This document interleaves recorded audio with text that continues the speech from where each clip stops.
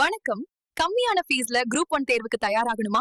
அதுவும் life time பயிற்சியோட group 1 தேர்வுக்கான MPCM batch admission நடக்குது. இங்க கிடைக்கிற மாதிரி ஒரு ஸ்ட்ராட்டஜி, டெஸ்ட், மென்டரிங், புக்ஸ் இது எதுவுமே உங்களுக்கு வேற எங்கேயுமே கிடைக்காது.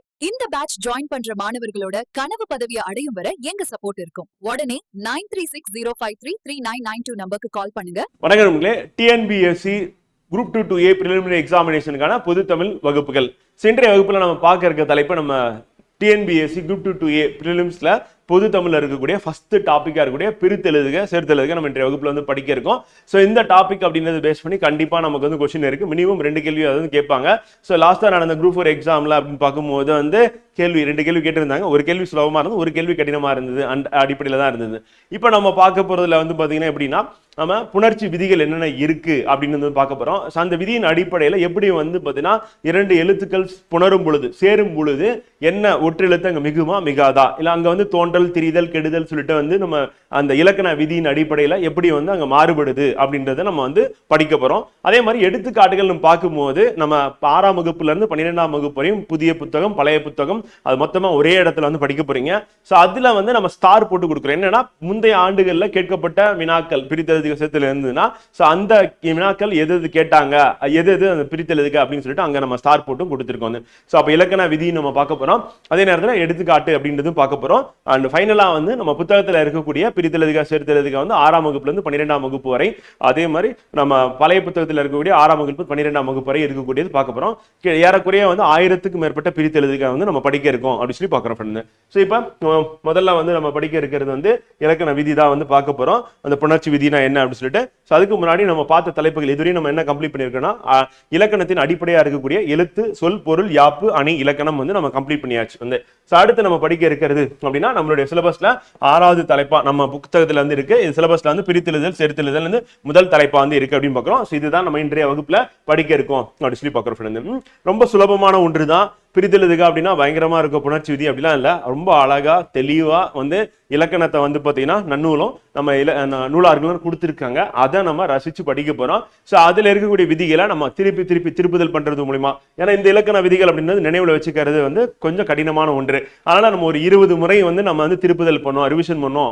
டோட்டலா இந்த நமக்கு இன்னும் வந்து 50 நாட்கள் இருக்கு. அந்த 50 நாட்களுக்குள்ள ஒரு 20 முறையாவது நம்ம வந்து ரிவைஸ் பண்ணிட்டோம் அப்படின்னா டெஃபினட்டா நம்ம ஈஸியா வந்து பண்ணிடலாம் அப்படின்னு பார்க்குறோம். ஸோ புணர்ச்சி விதிகள் அப்படின்னு சொற்புணர்ச்சியின் போது நிலைமொழி இறுதியிலும் வருமொழி முதலிலும். நிலைமொழி இறுதியில் அப்படின்னும் போது என்னன்னா இப்போ ஒரு சொல் இருக்கு அப்படின்னா அந்த சொல்லுடைய முதல் எழுத்து அந்த சொல் ஒரு தொடர் இருக்கு அப்படின்னா அந்த தொடர்ல வந்து பாத்தீங்கன்னா முதல் சொல் அடுத்து 2வது சொல். அப்ப இந்த 2 சொல்லுக்கும் இடையே வந்து பாத்தீங்கன்னா புணருதல் அப்படின்னு பாக்குறோம். அப்ப முதல் சொல்ல நம்ம என்ன சொல்றோம் அப்படின்னா வந்து நிலைமொழின்னு சொல்றோம். 2வது சொல்ல நம்ம என்ன சொல்றோம் அப்படின்னா வந்து வருமொழின்னு சொல்றோம் வந்து. அப்ப முதல் சொல்லுடைய அது நிலைமொழி, 2வது சொல்ல வந்து வருமொழின்றோம். இப்ப 2 புணரும் போது எதோட தொடர்பு கொள்ளும் அப்படின்னா வந்து பாத்தீங்கன்னா நிலைமொழியின் இறுதி எழுத்தும் வருமொழியின் முதல் எழுத்தும் வந்து. அப்ப முதல் சொல்லுடைய கடைசி எழுத்து 2வது சொல்லுடைய முதல் எழுத்து இது 2 ஒன்னோட ஒண்ணு வந்து பாத்தீங்கன்னா தொடர்பு கொள்ளுது. அப்படி தொடர்பு கொள்ளும் போது அந்த இடத்துல என்ன நடக்குது அப்படின்னா தோன்றல் திரிதல் கெடுதல் வந்து இதுல ஏதாவது ஒன்றோ அல்லது ஒன்றுக்கு மேற்பட்டதோ நடக்கும் அப்படின்னு பாக்குறோம். அப்படி நடந்தால் அதுதான் நம்ம என்ன சொல்றோம் அப்படின்னா புணர்ச்சி அப்படின்னு பாக்குறோம். சோ அந்த புணர்ச்சி தான் நம்ம வந்து பிரித்தெழுதுக சேர்த்தெழுதுக படிக்க இருக்கோம் அப்படின்னு பாக்குறோம். சோ அப்ப மாற்றங்களை சுருங்க சொல்லும் வரையறைகளை புணர்ச்சி விதிகள் அப்படின்னு சொல்லி சொல்லுவோம் வந்து. சோ அப்ப அதுக்கான வரையறை எப்படி தோன்றும், எப்படி தெரியும், எப்படி கெடுதல் அப்படின்றது நடக்கும் அப்படின்னு சொல்லிட்டு அதை பத்தின இலக்கணத்தை சொல்றதை நம்ம என்ன சொல்றோம்னா புணர்ச்சி விதிகள் அப்படின்றோம். சோ அப்ப மொழியை பிழையின்றி கையாளவும் பாடல் அடிகளை வந்து பொருள் உணர்வுக்கு ஏற்ற வகையில் இந்த பிரித்தறியும் மொழி ஆளுமையை புரிந்து கொள்ளும் இப்புணர்ச்சி விதிகள் பயன்படுகின்றன. அப்ப நம்ம சொற்களை கையாளும் பொழுதே வந்து பாத்தீங்கன்னா ஒரு சொல்ல சேர்த்து சொல்லும் போது ஒரு வித பொருளும் தனியா சொல்லும் போது வேறு விதமான பொருளும் தரும் அப்படின்னு நம்ம ஏற்கனவே பார்த்தோம் இலக்கணத்துல. சோ அதனால வந்து பாத்தீங்கன்னா மொழியை வந்து நம்ம சரியா கையாளறதுக்கு நமக்கு என்ன தேவை அப்படின்னா வந்து இந்த புணர்ச்சி விதிகள் தேவைப்படுது அப்படின்னு.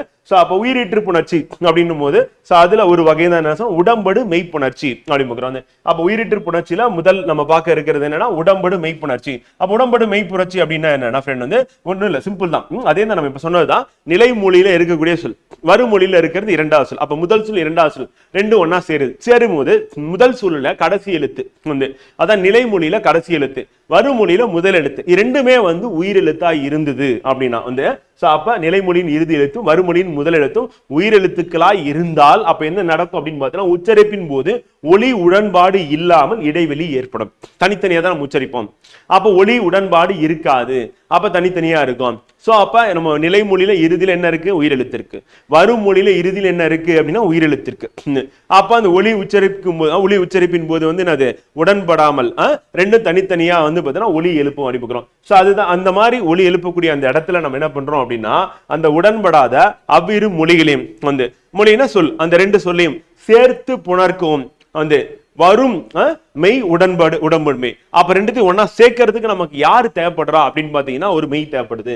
சோ அப்ப நம்ம ரெண்டுத்தையும் ஒன்னா சேர்க்கறதுக்கு தேவைப்படக்கூடியது என்னன்னா ஒரு மெய். சோ அந்த மெய் வந்து நம்ம என்ன சொல்றோம் அப்படின்னா வந்து உடம்படு மெய். அது அப்போ உடன்படாத அவ்விரு மொழிகளையும் ஏன் உடன்படலை அப்படின்னா நிலைமொழியின் இறுதி எழுத்து உயிரெழுத்து, வறுமொழியின் முதல் எழுத்து உயிரெழுத்து, ரெண்டும் ஒன்னா சேர்க்கும் போது என்ன ஆகுது அப்படின்னா உடன்பட மாட்டேங்குது.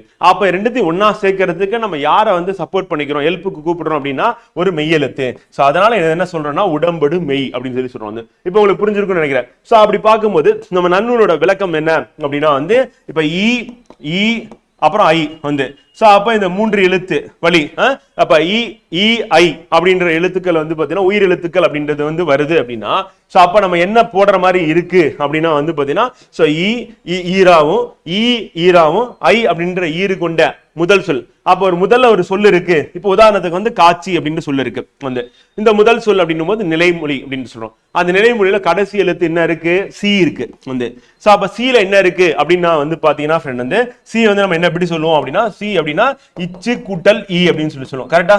இச்சு கூட்டல் இ. அப்ப இதுல இருக்கக்கூடிய ஒரு மெய்யெழுத்து என்னப்பா அப்படின்னா இச்சு சிக்கு. அதே உயிரெழுத்து என்னப்பானா இ.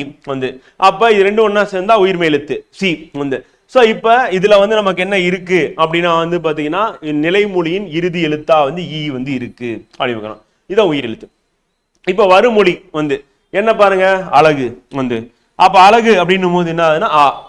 அப்ப ரெண்டுமே உயிரெழுத்து. இப்ப காட்சி அழகு வந்து இப்ப ரெண்டும் ஒன்னா சேர்க்கணும். அந்த புணர்ச்சி ஒன்னா சேர்க்கணும். அப்படி சேர்க்கும் போது நம்ம என்ன பண்றோம் அப்படின்னா நிலைமொழியில் இறுதி எழுத்தாக வந்து இ ஐ வந்து இந்த மூன்று உயிரெழுத்துக்கள் வந்தால் அந்த இடத்துல வந்து நம்ம என்ன மெய்யெழுத்து வந்து போடணும் அப்படின்னா வந்து பாத்தீங்கன்னா வந்து எந்த மெய்யெழுத்து போடணும்? எவ்வும்னா ஈ போடணும். அப்ப ஈ போடுறோம் அப்படின்னும் போது நமக்கு என்ன ஆகுது? இப்ப பாருங்க அப்ப காட்சி அழகு சீல வந்து பாத்தீங்கன்னா ஈ இருக்கு. இறுதி ஈகார ஈறு வந்து இருக்கு. இறுதியில வந்து இங்க உயிரெழுத்து இருக்கு. இப்ப ரெண்டு ஒன்னா சேர்க்கும் ஈ போடுறோம். அப்ப அடுத்து என்னன்னா இந்த ஈயும் ஆவும் ஒன்னா சேருது. அப்படி சேர்ந்தா நமக்கு என்னவா மாறும் அப்படின்னா ஈ கூட்டல் ஆ வந்து யா வந்து. சோ அப்ப கா அப்படின்னா என்ன அர்த்தம்னா இக்கு கூட்டல் ஆ வந்து கா அப்படின்னா இக்கு கூட்டல் ஆ அப்படின்னு பார்க்கிறோம். சோ அந்த மாதிரி நம்ம வந்து எல்லா உயிர்மை எழுத்துலையும் ஒரு உயிரெழுத்து ஒரு மெய்யெழுத்து வந்து இருக்கும். அப்ப ஈ ஆவும் ஒன்னா சேர்ந்தா அது என்னவா மாறும் அப்படின்னு பாத்தீங்கன்னா என்ன உயிர்மை எழுத்தா மாறும்? யாவா மாறும். அப்ப காட்சி கூட்டல் அழகு எப்படி மாறுதுன்னா காட்சி அழகு மாறுது. அப்ப ஏன் வந்து நம்ம வந்து யா போட்டோம் அப்படின்னா வந்து பாத்தீங்கன்னா அந்த இறுதி எழுத்து காட்சியில வந்து என்ன இருக்கு அப்படின்னா சி இருக்கா. அந்த சீல என்ன இருக்கு அப்படின்னா வந்து ஈ இருக்கா. அந்த ஈ அப்படின்னு வந்துச்சுன்னா நம்ம என்ன பண்ணணும்னா எவ்வும் அப்படின்னா வந்து ஈ போடணும். யா போட்டு மேல புள்ளி வைக்கணும். வந்து ஏனைய உயிர்வரின் அப்ப இ ஐ வந்து இதை விட்டுட்டு வேற ஏதாவது உயிரெழுத்துக்கள், ஏன்னா உயிரெழுத்துக்கள் மொத்தம் 12 இருக்குல்ல, 12ல ஏனைய வந்து எழுத்துக்கள் உயிரெழுத்துக்கள் வந்தால் நம்ம என்ன போடணும் அப்படின்னா வந்து பாத்தீங்கன்னா அந்த இடத்துல வந்து என்ன போடணும் அப்படின்னா வவ்வும் வந்து. அப்ப ஏனைய உயிர்வரின் வந்து வவ்வும். அப்ப வவ்வும் அப்படின்னா யூ பண்ணும் வந்து. சப்பா இ ஐ அப்படின்னு வந்தா மட்டும்தான் நம்ம வந்து என்ன பண்ணணும்? ஈ பண்ணும். அதே ஏனைய உயிரெழுத்துக்கள் வரின் நம்ம என்ன பண்ணணும்? வவ்வும் பண்ணும். வவ்வும்னா யூ பண்ணும் வந்து. அதே நேரத்துல ஏகாரம்னா ஏ அப்படின்னு பார்க்கணும்ல, அந்த ஏ முன் வந்து பாத்தீங்கன்னா நம்ம என்ன போடணும் அப்படின்னா வந்து ஏ அப்படின்ற ஒரு உயிரெழுத்து வருது. இங்க வந்து நமக்கு என்ன ஆகுது அப்படின்னா வந்து அந்த இறுதியில இருக்கக்கூடிய அந்த ஈகாரம் ஐகாரம் அப்படின்னு சொல்லி வந்துச்சு அப்படின்னா அந்த ஈறு வந்துச்சு அப்படின்னா நம்ம என்ன பண்ணணும்னா நம்ம ஈ போடுவோம். அதே வந்து பாத்தீங்கன்னா ஏனைய உயிரெழுத்துக்களை வந்ததுன்னா அது நம்ம என்ன போடுவோம் அப்படின்னா யூ போடுவோம். அதே வந்து ஏகாரம் அப்படின்ற இறுதியில ஈறு வந்துச்சு அப்படின்னா அந்த இடத்துல ஈயும் இவ்வும் போடணும் வந்து. அப்ப ரெண்டுமே வரும் அப்படி பார்க்கிறோம். அப்ப எடுத்துக்காட்டு பார்த்தா உங்களுக்கு வந்து தெளிவா புரிஞ்சிடும். சோ இப்ப நம்ம ஞாபகம் வச்சுக்க வேண்டியது இ அப்படின்னு வந்துச்சு அப்படின்னா நம்ம என்ன பண்ணோம்? எவ்வும். அப்ப வந்து ஈ போடணும் வந்து. ஏனைய உயிர்வரின் அப்படின்னா வந்து வேற எது வந்தாலும் இவ் போடணும் அப்படி பார்க்கணும். சோ அப்படி பார்க்கும்போது வந்து நம்ம இப்ப ஏ முன் அவ்விருமையும் உடம்படும், அவ்விருமை உடம்படும் என்றாகுமே அப்படின்னு நன்னூல் வந்து சொல்லுது. சோ அப்ப 18 மெய்களுள் ஈ இவ் ஆகிய இரு மெய்கள் மட்டுமே உடம்படு மெய்களாக வரும். இது நமக்கு கூற்றா கொடுத்துருவாங்க. அப்ப உடன்படு மெய்கள்லாம் என்னப்பா அப்படின்னு சொல்லி கேட்பாங்க ஃப்ரெண்ட் வந்து. அப்படி கேட்டாங்கன்னா உடன்படு மெய்கள் அப்படின்னா 18 மெய்யெழுத்துக்கள் வந்து இருக்கு அப்படின்னு பாக்குறோம். 18 மெய்யெழுத்துக்கள் அப்படின்னா காஞ்சா சாஞ்சா டானா தானா பாமா யாரா லாவா லானா வந்து. சோ அப்ப இந்த காஞ்சா சால இருக்கக்கூடிய இந்த 18 வந்து அதுல நம்ம எதை பயன்படுத்துறோம் அப்படின்னு பார்த்தீங்கன்னா இவ் ரெண்டு தான் பயன்படுத்துறோம் அப்படின்னு பார்க்கிறோம். சோ அப்ப காஞ்சாச்சான்னு சொல்றது ஈஸியா இருக்கு. இக்கு இங்கு இச்சு அப்படின்னு சொன்னா அதுல வந்து 18 இருக்கு மெய்யெழுத்துக்கள். அந்த 18 மெய்யெழுத்துக்கள் நம்ம எடுத்துக்கிட்டோம் அப்படின்னா வந்து அதுல என்ன வருதுன்னா இவும் வருது அப்படின்னு. அப்ப இவ் அப்படின்னு வருது அப்படின்னு சொல்லி அதை கூற்றா வந்து கொடுப்பாங்க. அதுதான் நம்ம என்ன சொல்லுவோம் அப்படின்னா உடம்படு மெய்களாக வரும். அப்ப உடம்படு மெய்களாக வரும். இப்ப எக்ஸாம்பிள் வந்து காட்சி கூட்டல் அழகு அப்படின்னும் போது நம்ம காட்சி அழகு ஏன் போட்டோம் அப்படின்னா ஈ வருது, அதனால ஈ போட்டோம். ஈகார ஈரு வந்து. அடுத்து தீ குட்டல் அணைப்பான் வந்து தீ அப்படின்னா ஈகார ஈர் இருக்கு, இங்க அணைப்பான் இருக்கு, அப்ப ஈ போடுறோம். ஈ போட்டா ஈ குட்டலா வந்து யா தீ அணைப்பான் அப்படின்னு மாறுது வந்து. அடுத்து கலை கூட்டல் அறிவுன்னு வருது. கலை ஐ வந்துச்சுன்னா ஐகார ஈர் வந்தாலும் நம்ம என்ன பண்ணணும் ஈ தான் போடணும். அப்ப கலை கூட்டல் அறிவு அப்படின்னா கலை கூட்டல் ஈ கூட்டல் அறிவு, அப்ப ஈ கூட்டல் யா வருமா, அப்ப கலை அறிவு. அடுத்து வந்து இப்ப வந்து மூணுத்துக்கும் நம்ம எடுத்துக்காட்டு பார்த்தாச்சு. ஈகார ஈரு ஐகார ஈரு. இப்ப அடுத்து வந்து என்ன அப்படின்னு பாத்தீங்கன்னா ஏனைய உயிர் வரி வந்து இப்ப மா கூட்டல் இலை வந்து அப்ப ஆகார ஈர் வருது. அப்ப ஆகார ஈர் வந்தா நம்ம என்ன பண்ணணும் இவ் பண்ணுமா, அப்ப இவும் ஈ ஒன்னா சேர்ந்தா என்னவா மாறும் வியா மாறுமா, அப்ப மாவிலை அப்படின்னு பார்க்கிறோம் வந்துச்சா வந்து. அதே மாதிரி பூ கூட்டல் அழகு அப்படின்னது, அப்ப பூ அப்படின்னும் போது வந்து ஊ அப்படின்னு வருது. அது வந்துச்சுன்னா நம்ம என்ன பண்ணோம் இவ் பண்ணோம் வந்து. சோ வவ்வும் வந்து இவ் பண்ணோம். அப்படிப்பட்ட இவ் கூட்டல் என்ன வரும் வா வருமா, அப்ப பூவழகு வந்து பொன்னா சேர்ந்தா பூவழகு வந்து.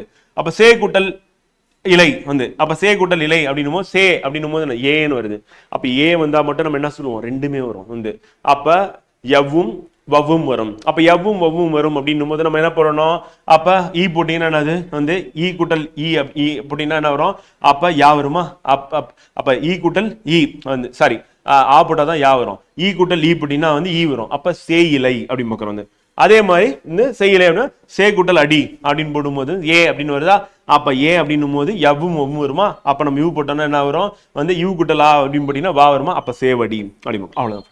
சோ அப்ப நம்ம நினைவுல வச்சுக்க வேண்டியது என்ன அப்படின்னு பாத்தீங்கன்னா ஃப்ரெண்ட் வந்து நமக்கு ஐ அப்படின்னு வந்தா எவ்வும் வந்து ஏனைய உயிர்வரின் வவ்வும் வந்து ஏகார இருந்துச்சு அப்படின்னா வந்து அங்க எவ்வும் வவ்வும் இரண்டுமே வரும் அப்படின்றது ஞாபகம் வச்சுட்டா போதும். இதுக்கு பேர் என்னன்னு கேட்டீங்கன்னா அதுதான் உடன்படு மெய் அப்படின்னு பார்க்கிறோம். அப்ப உடன்படு மெய் அப்படின்றது உடம்படு மெய் அப்படின்றது வந்து என்ன அப்படின்னு கேட்டாங்கன்னா எவ்வும் வவ்வும் வரும் அப்படின்னு பார்க்கிறோம்.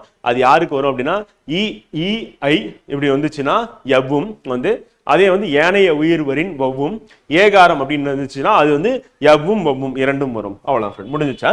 சோ அப்ப முதல் புணர்ச்சி அப்படின்னு பார்க்கும்போது வந்து நம்ம பாக்குறது வந்து உடம்படு மெய்ப்புணர்ச்சி அப்படிம்பாங்க. ரொம்ப சிம்பிளா இருக்கா. இப்படிதான் நம்ம வந்து என்ன பண்ணோம், இதை வந்து ஒரு 20 தடவை ரிவிஷன் பண்ணும்போது நாங்க மறக்கவே மறக்காது. அது இல்லாம நம்ம வந்து எடுத்துக்காட்டு வந்து பாத்தீங்கன்னா பார்க்க போறோம். அது இல்லாம புத்தகத்துல இருக்கக்கூடிய 1000க்கும் மேற்பட்ட பிரித்தெழுதுக நம்ம வந்து ரிவைஸ் பண்ண போறோம். அப்ப கண்டிப்பா இதுல கேட்கறத நம்ம சரியா விடையளிச்சலாம் அப்படின்னு பாக்குறோம். ஓகேவா. அடுத்து குற்றியல் உகர புணர்ச்சி வந்து குற்றியல் உகரம் அப்படின்னா உங்களுக்கு தெரியும், ஏற்கனவே நம்ம இலக்கணம் பார்த்தாச்சு. கு சு டு து பு ரு வந்து குற்றியல் உகரம்னா குறுகி ஒலிக்கிறது, தன்னுடைய மாத்திரை அளவில் குறுகி ஒலிக்கக்கூடியது அப்படின்னா குற்றியல் உகரம் அப்படிங்கிறோம். அப்ப குற்றியல் உகர சொற்களில் நிலைமொழியின் இறுதியில் உள்ள குற்றியல் உகரம் வந்து அது என்ன பண்ணுது அப்படின்னா வருமொழியின் முதலில் உள்ள நிலைமொழியின் இறுதியில் உள்ளது அப்படின்னு பார்க்கும்போது அது என்ன பண்ணுதுன்னா வருமொழியின் முதலில் உள்ள உயிரெழுத்துடன் புணரும் பொழுது வந்து அப்ப குற்றியல் உகரம் கு அப்படின்னும் போது இக்கு கூட்டல் ஊ அப்படின்னு வருது. டு அப்படின்னா இட்டு கூட்டல் ஊ வந்து, தூனா இத்து கூட்டல் ஊ, எல்லா இடத்துலயும் என்ன வருதுன்னா ஊ அப்படின்ற எழுத்து வருது, உகரம் வருது. இப்ப என்ன ஆகுதுன்னா குற்றியல் உகர புணர்ச்சியில என்ன பண்ணணும் அப்படின்னா அந்த நிலைமொழி முதல் சொல்லுல இருக்கக்கூடிய கடைசி எழுத்து என்னவா இருக்கும்னா குற்றியல் உகர எழுத்தா இருக்கும் வந்து. அப்ப கு சு டு து பு ரு இந்த 6ல ஏதாவது ஒண்ணு இருக்கும் வந்து. வருமொழியில யார் இருப்பா அப்படின்னா வந்து உயிரெழுத்து வந்து. இப்ப 2 புணர்கையில் என்ன நடக்குது அப்படின்னு பாத்தீங்கன்னா ஃப்ரெண்ட், இந்த உகரம் வந்து என்ன பண்ணுன்னா மெய் விட்டு ஓடிடும். அப்ப கு அப்படின்னும் போது என்ன இக்கு கூட்டல் ஊவா, அந்த இக்குக்கு பக்கத்துல ஊ இருக்கு, அந்த ஊ என்ன பண்ணிருது ஓடி போயிருது. அப்ப யார் இருக்கா, இப்ப இக்கு மட்டும்தான் இருக்கு. அப்ப வருமொழியில உயிரெழுத்து அப்படின்னா அந்த உயிரெழுத்தோட இந்த மெய்யெழுத்து இக்கு ஒன்னா புணருது. அப்ப புணரும் பொழுது நமக்கு என்ன வருதோ அதுதான். அப்ப உகரம் மெய் விட்டு ஓடும் அப்படின்றத என்னன்னா குற்றியல் உகர புணர்ச்சி. அவ்வளவு சிம்பிளா வந்து அப்ப உகரம் ஓடி போயிடும். அப்படி ஓடிடுச்சுன்னா அப்ப மெய்யெழுத்து இருக்கும். அந்த மெய்யெழுத்து என்ன பண்ணுதுன்னா அடுத்து இருக்க ஒரு உயிரெழுத்து ஒன்னா சேரும் பொழுது சோ அதுதான் புணர்ச்சி அப்படின்னு பார்க்கிறோம். ரொம்ப சிம்பிளா இருக்குல்ல, அவ்வளவுதான் வந்து. இப்ப நம்ம என்ன தெரியணும் அப்படின்னா வந்து இப்ப குற்றியல் உகர சொற்கள் அப்படின்னும் போது நமக்கு என்னன்னு தெரியணும். அப்ப குற்றியல் உகர சொற்கள் அப்படின்னா கு, சு, டு, து, பு, ரு, அவ்வளவுதான். அதாவது குற்றியல் உகர சொற்கள். அப்ப இந்த சொற்கள் 6மே வந்து வரும் பொழுது நமக்கு என்ன ஆகும்? இப்ப கு அப்படின்னு நம்ம எடுத்துக்கிட்டோம் அப்படின்னா ஃப்ரெண்ட் வந்து இக்கு கூட்டல் உ வந்து. சோ அப்ப இதுல என்ன இருக்கு, யார் இருக்கா அப்படின்றத நம்ம மேல எழுதிடுவோம். சோ அப்ப இக்கு கூட்டல் உ வந்து. சு அப்படின்னா வந்து என்ன வரும்? இச்சு கூட்டல் உ வந்து.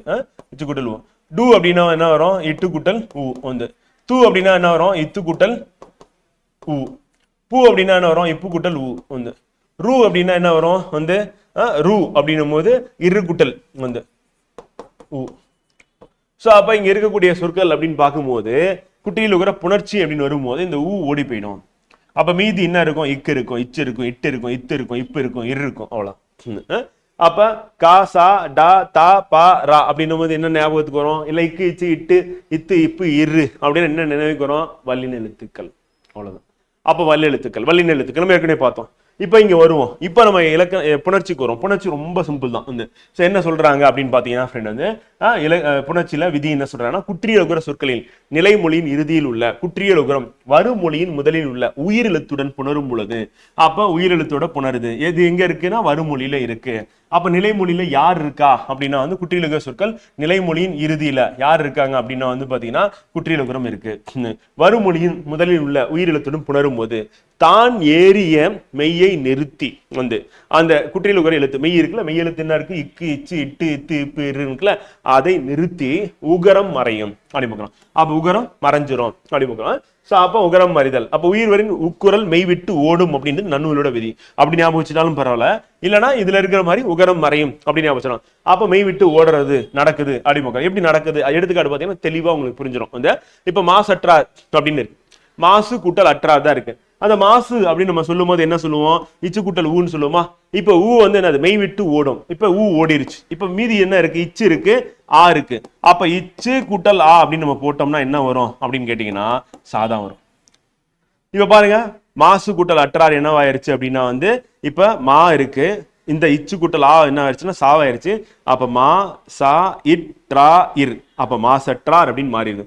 சோ அப்ப என்ன மாறுது அப்படின்னு பாத்தீங்கன்னா ஃப்ரெண்ட் வந்து மாசற்றார் மாறிடுச்சு. அவ்வளவு. புரியுதா என்ன சொல்றது? புரியுதா? சிம்பிளா இருக்கா? இவ்வளவுதான் ஃப்ரெண்ட். அப்ப நமக்கு என்ன தெரியணும் அப்படின்னா குற்றியல் உகர சொற்கள்லாம் தெரியணும். அதுல வந்து அந்த உகரம் ஓடிடுச்சுன்னா மீதி என்ன மெய்யெழுத்து இருக்குன்னு தெரியணும். அந்த மெய்யெழுத்து அடுத்து வருமொழி இரண்டாவது சொல் அதனுடைய முதல் எழுத்து உயிரெழுத்தா இருந்தது அப்படின்னா அதோட புணர்கையில் நமக்கு என்ன கிடைக்குது அப்படின்னா வந்து பாத்தீங்கன்னா அந்த புணர்தல் அப்படின்றது மூலியமா சொல் கிடைக்குது. அப்ப மாசு கூட்டல் அற்றார் மாசற்றார் ஏன் மாறுச்சு அப்படின்னா அதுக்கு காரணம் வந்து என்னது? குற்றியல் உகர புணர்ச்சி அப்படின்னு பாக்குறோம். அப்ப உயிர்வரின் உக்குரல் மெய் விட்டு ஓடும் அப்படின்னு நன்னூல் வந்து சொல்லுது அப்படி பாக்குறோம். சோ அவ்வளவுதான் ஃப்ரெண்ட். அடுத்து வந்து அப்ப குற்றியல் உகர புணர்ச்சியில அடுத்து இட்டு இரு என்னும் இரு மெய்களோடு ஊர்ந்து வரும் நெடில் தொடர் உயிர் தொடர் குற்றியல் உகரங்களில் வருமொழியோடு சேரும் போது ஒற்று இரட்டித்து புணரும் வந்து. சோ அப்ப இங்க நம்ம சொல்லும் போது வந்து பாத்தீங்கன்னா இப்ப இட்டு இரு வந்து சோ ஃபர்ஸ்ட் நம்ம பார்க்கும்போது வந்து குற்றியல் உகர சொற்களில் நடக்கக்கூடியது அப்படின்னு பார்த்துட்டோம். கூசுடு தூப்புரு அப்படின்ட்டு இதுல வந்து பாத்தீங்கன்னா இட்டு இருக்கு, இரு இருக்கு வந்து. சோ இந்த இரண்டு சொற்கள் வந்து என்ன பண்ணும் அப்படின்னா இரு மெய்களோடு ஊர்ந்து வரும் நெடில் தொடர் உயிர் தொடர் குற்றியல் உகரங்கள் வருமொழியோடு சேரும் போது ஒற்று இரட்டித்து புணரும் அப்படி பார்க்கிறோம். அப்ப நெடில் தொடர் அப்படின்னா என்ன சொல்லுவோம் அப்படின்னா இரண்டு எழுத்தா தான் இருக்கும் நெடில் தொடர் அப்படின்னு பார்க்கிறோம். இப்ப உதாரணத்துக்கு இங்க இருக்கிறதே பார்ப்போம் வாங்க. இப்ப வீடு இரண்டு சொல் நெடில் தொடர்னா இப்ப பாருங்க நெடில் எழுத்து இருக்கு. அடுத்து என்னது? டு அப்படின்னா குற்றியல் உகர எழுத்து வந்து. அடுத்து காடு கா அப்படின்றது என்னது? நெடில் தொடர். டு அப்படின்றது என்ன? குற்றியல் உகரம் வந்து. சோ அப்ப கா டு வந்து இரண்டு சொல்லா வந்து இருக்கு. நம்ம ஏற்கனவே பார்த்தோம். போய் பாருங்க, நம்ம வந்து எழுத்து இலக்கணம் சொல் இலக்கணம் பார்த்தோம்ல. சோ அதுல வந்து பாத்தீங்கன்னா நம்ம குற்றியல் உகர புணர்ச்சி வந்து சொல்லி இருந்தோம் அங்கேயும் வந்து. சோ அப்ப இரண்டு எழுத்துக்களாக வரும். எதுனா நெடில் தொடர் குற்றியல் உகரம் அப்படி பார்க்கிறோம். அப்ப உயிர் தொடர் குற்றியல் உகரம் அப்படின்னா என்ன அப்படின்னு பாத்தீங்கன்னா ஃப்ரெண்ட் வந்து என்னது? உயிர்மை எழுத்தை தொடர்ந்து குற்றியல் உகர எழுத்து வரணும். அப்ப உயிர்மை எழுத்து தொடர்ந்து அப்படின்னு போகும்போது இப்ப ரா உயிர்மை எழுத்து, டு குற்றியல் உகர எழுத்து, கா உயிர்மை எழுத்து, டு குற்றியல் உகர எழுத்து வந்து, இ குற்றியல் உகர எழுத்து சரி இ அப்படின்னா உயிர்மை எழுத்து, ரு குற்றியல் உகர எழுத்து, இ உயிர்மை எழுத்து, ரு குற்றியல் உகர எழுத்து. அப்ப நெடில் தொடர் அப்படின்னா வந்து ஒரு நெடில் எழுத்து இருக்கணும். அந்த நெடில் எழுத்தை தொடர்ந்து நமக்கு என்ன வரணும் அப்படின்னு வந்து பாத்தீங்கன்னா குற்றியல் உகர எழுத்து வரணும். உயிர் தொடர் குற்றியல் உகரம் அப்படின்னா உயிர்மை எழுத்து இருக்கணும். அதை தொடர்ந்து ஒரு குற்றியல் உகர சொல் வந்து இருக்கணும், எழுத்து இருக்கணும். அந்த எழுத்து என்ன அப்படின்னு பார்த்தீங்கன்னா இட்டு இரு, வேற ஒண்ணும் கிடையாது. அப்ப நெடில் தொடர் உயிர் தொடர்ல நமக்கு இட்டு இரு அப்படின்னு வரக்கூடிய குட்டியில் இருக்கிற சொற்கள் வந்து மெய்களோடு சேர்ந்து வரும். நெடில் தொடர் உயிர் தொடர் குட்டியில் இருக்கிறவங்க வருமொழியோடு சேரும் பொழுது ஒற்று இரட்டிக்கும் அப்படிங்க. அப்ப ஒற்று இரட்டித்து புணரும் அப்படிங்க. அப்ப ஒற்று இரட்டித்து புணரம்னா என்ன ஆகும்? இப்ப பாருங்க, வீடு கூட்டல் தோட்டம் அப்படின்னும் போது என்ன, இந்த டூ இருக்கா, அப்ப டூல என்னப்பா இருக்கு அப்படின்னா வந்து நம்ம என்ன எழுதுவோம், டூ அப்படின்னா இட்டு கூட்டல் ஊன்னு எழுதுமா, இந்த ஒற்றுனா இரட்டித்து அப்படிங்க. அப்ப வீட்டு தோட்டம். அப்ப வீடு கூட்டல் தோட்டம், வீடு தோட்டம் சொல்ல வீட்டு தோட்டம் வந்து இப்ப வீட்டு கூட்டல் தோட்டம். இப்ப என்ன ஆகுது அப்படின்னா வந்து கா சா தா பா வந்து இந்த 4 வல்லின எழுத்துக்கள் வந்தது அப்படின்னா அதற்கு முன்னாடி வந்து என்னன்னா ஒற்று மிகும் வந்து. அப்ப கா சா தா பா அப்படின்னு நம்ம எழுதும் போது கா சா தா பா வந்து இந்த 4 எழுத்துக்கள் இருக்கு. இப்ப பாருங்க, தோட்டம் அப்படின்னும் போது என்னது இத்து கூட்டல் தோட்டம் அப்படின்னு இத்து கூட்டல் ஆ அப்படின்னு. அப்ப இத்து அப்படின்னா தா வந்துருச்சா வந்து. அப்ப இதுக்கு முன்னாடி ஒற்று மிகுமா, அப்ப வீட்டு தோட்டம் இத்து வந்துருச்சா வந்து. அதுக்கு அடுத்து இந்த காடு கூட்டல் மரம் வந்து இப்ப காடு காடு வந்து அது என்னது நெடில் தொடர் குட்டியில் இருக்கிறோமா, கா நெடில் வந்து அடுத்து குட்டியில் இருக்கிற எழுத்து டூ இருக்கு. அப்ப காடு அப்படின்னு நமக்கு என்ன ஆகும்னா காட்டு அப்படின்னு வரும். அப்ப காடு கூட்டல் மரம் வந்து காட்டு மரம் அப்படின்னு பாருங்க. அப்ப காட்டு மரம். மா அப்படின்றது வந்து என்னது காசா தாப்பால இல்ல, அப்ப ஒற்று மிகாது. அடுத்து முரடு கூட்டல் காலை. அப்ப முரடு கூட்டல் காலை மூ ரா டு ரா அப்படின்னு உயிர்மை எழுத்து. அப்ப உயிர் தொடர் அடுத்து என்னது டூ டூ குற்றியில் இருக்கிறோம். அப்ப முரடு அப்படின்னும் போது ராவும் டூவும் இருக்கு. ரா அப்படின்றது உயிர் தொடர் குற்றியில் இருக்கிறமா இருக்கு. என்னது அதுக்கு அடுத்து டூ வந்துருச்சு, ரா டூ வந்து. சோ அப்படி வரும் பொழுது ஒற்று இரட்டிக்குமா. அப்ப டூ அப்படின்னா இட்டு கூட்டல் ஊவா, அந்த இட்டு முன்னாடி வருமா, அப்ப முரட்டு கூட்டல் காலைன்னு வருது. இப்ப கா அப்படின்றது வந்து என்ன அப்படின்னு பாத்தீங்கன்னா நமக்கு வல்லின எழுத்து கா. அப்ப அதுக்கு முன்னாடி என்ன பண்ணும் அப்படின்னா வந்து ஒற்றுமிக்கும். அப்ப முரட்டு காலை, அப்ப முரட்டு காலை அப்படின்னு நம்ம இக்கு வந்துருது. சோ அப்ப நமக்கு என்ன ஆகுதுன்னா ஒரு பக்கம் வந்து நமக்கு ஒற்று இரட்டிக்கும் எப்ப அப்படின்னா இட்டு இரு குற்றியில் இருக்கிற சொற்கள் நெடில் தொடர் உயிர் தொடரா இருக்கும் போது. அதே நேரத்துல நமக்கு வந்து என்னது ஒற்று மிகும் எப்ப அப்படின்னா வந்து பாத்தீங்கன்னா எங்க இந்த காசா தாப்பா அப்படின்ற நிலைமொழி வருமொழியில முதல் எழுத்துல இருந்தா வந்து என்ன பண்ணணும், அப்ப நமக்கு ஒற்று மிகும் அனுப்பிக்கிறோம். சோ அதுக்கு அடுத்து வந்து பகடு குட்டல் வாழ்க்கை வந்து கா என்ன வரும், உயிர் தொடர் குட்டியில் இருக்கிறோம். டூ இருக்குல்ல, அப்ப கா டூ இருக்கு, அப்ப உயிர் தொடர் குட்டியில் இருக்கிறோம். அப்ப பகட்டு வாழ்க்கை, பகட்டு கூட்டல் வாழ்க்கை. வா அப்படின்றது வரல, அப்ப பகட்டு வாழ்க்கை அப்படி முடிஞ்சிடும். சோறு கூட்டல் பானை வந்து. அப்ப சோ அப்படின்றது என்னது நெடில் தொடர். ரூ அப்படின்றது குட்டியில் உகரம். அப்ப நெடில் தொடர் குட்டியில் உகரமா இருக்கு. சோ அப்ப நெடில் தொடர் குட்டியில் உகரமா இருக்கு சோறு அப்படின்னு. அப்ப சோற்று பானை ரூ அப்படின்னும் போது என்ன வரும் நமக்கு எரு கூட்டல் ஊன்னு வருமா. சோ அப்ப சோற்று பானை. இப்ப பா அப்படின்றது எதுல வருது பாருங்க, கா சா தா பா இருக்கா, பா இருக்கு. அப்ப பானா இப்பு பண்ணுமா, அப்ப சோற்று பானை. அடுத்து ஆறு கூட்டல் நீர். ஆ அப்படின்னா நெடில், ரூ குற்றியில் உகரம். அப்ப ஆறு நெடில் தொடர் குற்றியில் உகரம். நீர் அப்படின்னு வந்திருக்கு. அப்ப ஆறு அப்படின்னா ரூனா இற்று போடணும், அப்ப ஒற்று இரட்டைக்கு ஒண்ணு. அப்ப ஆற்று நீர். இப்ப நீ அப்படின்னா என்ன வரும் வந்து நம்ம காசா தப்பல வரல, அப்படிதான் வந்து ஆற்று நீர். அடுத்து வயிறு குட்டல் பசி வந்து. இப்ப வயிறு ஈ அப்படின்னா வந்து உயிர்மை, ரூ அப்படின்னா குட்டியில் இருக்கிறோம். அப்ப உயிர் தொடர் குட்டியில் இருக்கிறமா இருக்கு. அப்ப வயிறு ரூ அப்படின்னா இற்று முன்னாடி வரணும், அப்ப வயிற்று அப்படின்னா கூட்டல் பசி. இப்ப பா அப்படின்றது என்ன வந்துருச்சு, இப்ப காசா தப்பல இருக்கு. அப்ப பா வந்துச்சுன்னா ஒற்றுமிக்குமா, அப்ப வந்து நமக்கு என்ன வரும், வயிற்று பசி இப்பு போடணும் வந்து. அப்ப இப்பு போட்டா கரெக்டா இருக்கும். அப்ப வயிற்று பசி, வயிற்று கூட்டல் பசி, வயிற்று பசியா வந்து மாறும் வந்து. அடுத்து கயிறு கூட்டல் வண்டி வந்து. ஈ அப்படின்றது என்னன்னா உயிர்மை, ரூ குட்டியில் இருக்கிறோம். அப்ப கயிற்று அப்படின்னா இற்று என்னது ஒற்று இரட்டைக்கு வண்டி முகரம். கயிற்று கூட்டல் வண்டி. வா அப்படின்றது வந்து நமக்கு வந்து இல்ல காசா தப்பல, அப்ப கயிற்று வண்டி. அவ்வளவு. இப்ப நமக்கு இலக்கணம் என்ன சொல்றாங்க நன்னூல் அப்படின்னா, நெடிலோடு உயிர் தொடர் குற்றுகரங்கள் டா ரா ஒற்று இரட்டும் வேற்றுமை மிகவே அப்படின்னு சொல்லி நன்னூல் சொல்லுது. அப்ப இட்டு இரு வந்தது அப்படின்னா வந்து நமக்கு என்ன வரும் அப்படின்னா வந்து நமக்கு ஒற்று இரட்டித்து புணரும் அப்படின்னு ஞாபகம் வச்சுக்கணும். அதுல நமக்கு வந்து பாத்தீங்கன்னா இப்ப இத்து இக்கு இப்பு இப்பு ஏன் போடுறோம்னா காசா தாப்பால இருந்தா போடுறோம், அவ்வளவுதான். இப்ப நமக்கு புரிஞ்சிருக்கும்னு நினைக்கிறேன். இப்ப 3வது விதியை நம்ம பார்த்துட்டோம். அதுக்கு அடுத்து 4வதா புணர்ச்சியில நம்ம பார்க்க போறது முற்றியில் இருக்கிற புணர்ச்சி அப்படி பார்க்கணும். சோ அது குற்றியில் இருக்கிறதுல ரெண்டு பார்த்தாச்சு, 2 விதிகள் பார்த்துட்டோம். அடுத்து முற்றியில் இருக்கிற புணர்ச்சி. முற்றியில் இருக்கிற புணர்ச்சி அப்படின்னு எடுக்கும் போது என்னன்னா, குற்றியில் இருக்கிறோம்னா குறுகி ஒழுக்கம், முற்றியில் இருக்கிறோம் முழுமையா ஒழிக்கும், அவ்வளவுதான். ஆனா அதே தான் வந்து என்னது உகரம் வரணும் அப்படின்னு பார்க்கிறோம். அப்ப குற்றியல் உகரம் முற்றியல் உகரம் அப்ப ரெண்டுத்துலயுமே என்ன இருக்கு அப்படின்னா உகரம் வருது அப்படிங்கிறோம். நிலைமொழியின் இறுதியில் உள்ள முற்றியல் உகரம் குற்றியல் உகரத்தை போலவே தான் ஏறிய வந்து மெய்யை நிறுத்தி உகரம் மறையும். அப்ப மெய்யை நிறுத்தி உகரம் மறையும். அப்ப முற்றும் அற்று ஒரே வழி வந்து முற்றும் அற்று ஒரே வழி அப்படின்றது நன்னூல் வந்து இது விளக்கம் சொல்றாங்க. அப்ப முற்றும் அற்று ஒரே வழி அப்படின்னும் போதுன்னா இங்கேயும் உகரம் வந்து மறையுது. பின் நிலைமொழி இறுதியில் உள்ள மெய் வருமொழி முதலெழுத்து ஆகிய உயிரெழுத்துடன் புணரும் பொழுது வந்து அப்ப நிலைமொழியின் இறுதியில் உள்ள மெய்யெழுத்து வருமொழியின் வந்து முதலெழுத்தாகிய உயிருடன் புணரும் பொழுது அப்படின்னும் போது வந்து பாத்தீங்கன்னா நமக்கு என்ன ஆகுது அப்படின்னு பார்க்கணும். அப்போ உகரம் போயிடும். ஆக மொத்தத்துல குற்றியல் உகரமா இருந்தாலும் சரிதான், முற்றியல் உகரமா இருந்தாலும் சரிதான், உகரம் போய்விடும் அப்படின்னு. முற்றியல் உகரம் முழுமையா ஒழிக்கும். இப்ப வரவு அப்படின்னு இருக்கு, வரவு ஊ அப்படின்னும் அப்ப நம்ம வந்து அது வந்து முற்றியல் உகரமா இருக்கு, குறைந்து ஒழிக்கல, முழுமையா ஒழிக்குது அப்படிங்கிறோம். அப்ப வரவு குட்டல் அறிந்தான்னு இருக்கு. அப்ப ஊ அப்படின்னா நம்ம என்ன சொல்லுவோம், இவ்வு குட்டல் ஊன்னு சொல்லுமா அந்த இப்ப இவ்வு குட்டல் ஊன்னு சொல்லுவோம். இந்த ஊ அப்படின்றது மறைஞ்சிருது. அப்ப நமக்கு என்ன இருக்கு அப்படின்னு பார்த்தோம்னா இவ்வு இருக்கு. அப்ப இந்த இவ்வும் இந்த ஆவும் ஒன்னா சேருது. அப்ப இவ்வு குட்டல் ஆனா என்ன நமக்கு வாவாயிடும். அப்ப வரவறிந்தான் வா ரா வா ரா அந்த வரவறிந்தான் அப்படின்னு மாறிடும். அப்ப வரவு கூட்டல் அறிந்தான் அப்படின்னும் போது நமக்கு என்னவா மாறுது, வரவறிந்தான் அப்படின்னு சொல்லி வாவா வந்து மாறி. காரணம் இவ்வு கூட்டல் ஒன்னா சேருது அப்படின்னு. அப்ப முற்றும் மற்ற ஓரே வழி என்னும் விதிப்படி ஊ மறைந்தது அப்படின்னு வந்து.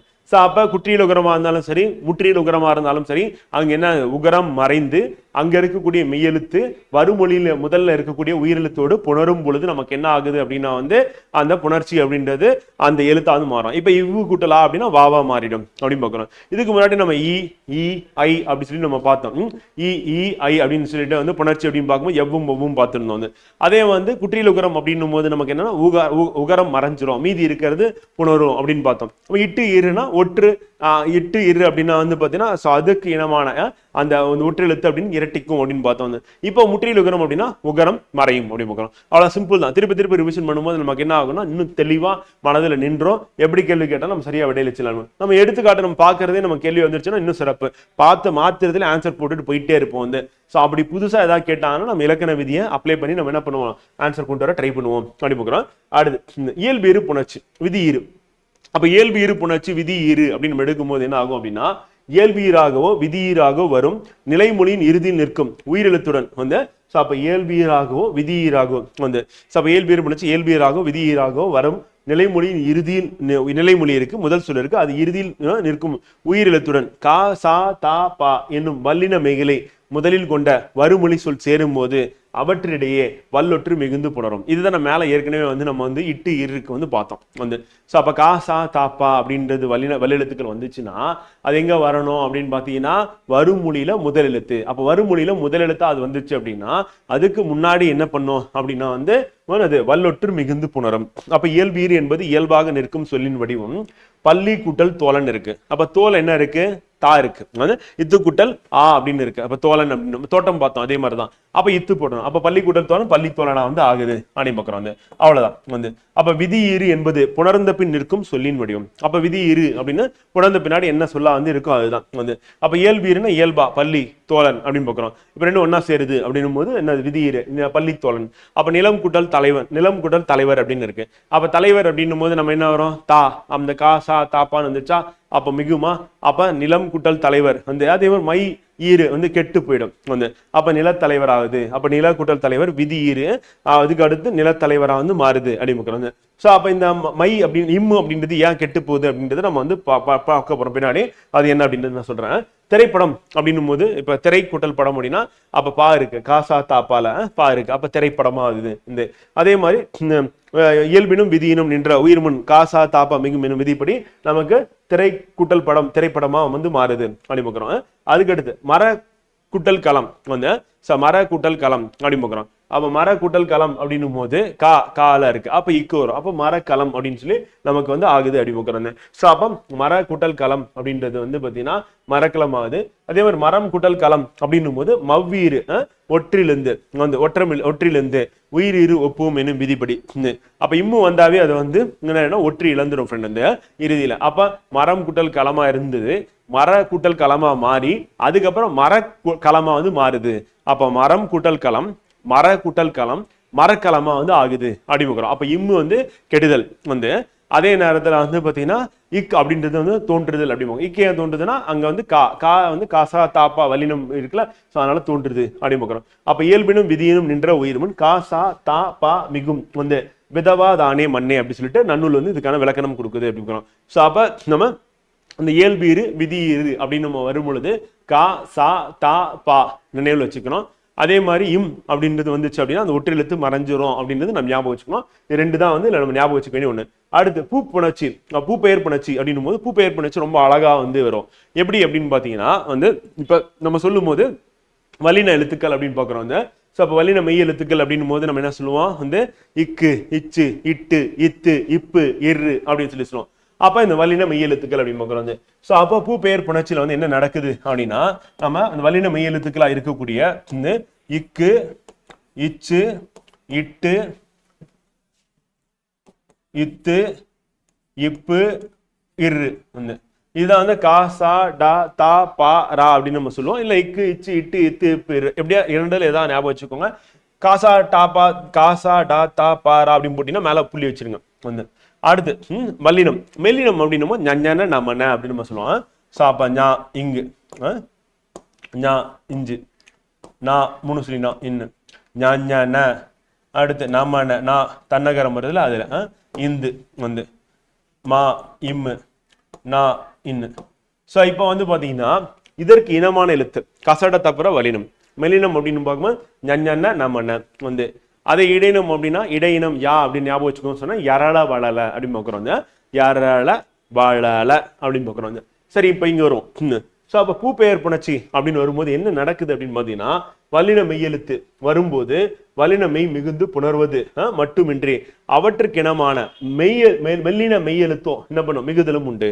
இப்ப எக்ஸாம்பிள் வல்லின மெய்யெழுத்து இது இது வந்து மிகுதல் இது மட்டும் மிகாம அதற்கினமானது என்னது மெல்லினமும் மிகும் அப்படி பார்க்கணும். இப்ப உதாரணத்துக்கு வாங்க வந்து பூக்குட்டல் கொடின்னு இருக்கு. இது எப்படி எழுதலாம் அப்படின்னா கோ அப்படின்னா என்ன பண்ணுவோம் இக்கு கூட்டல் ஓன்னு போடும். அப்ப இக்கு இருக்கு. அப்ப நம்ம என்ன பண்ணலாம் பூக்குட்டல் கொடியை வந்து பூக்கொடின்னு சொல்லலாம். கரெக்ட்.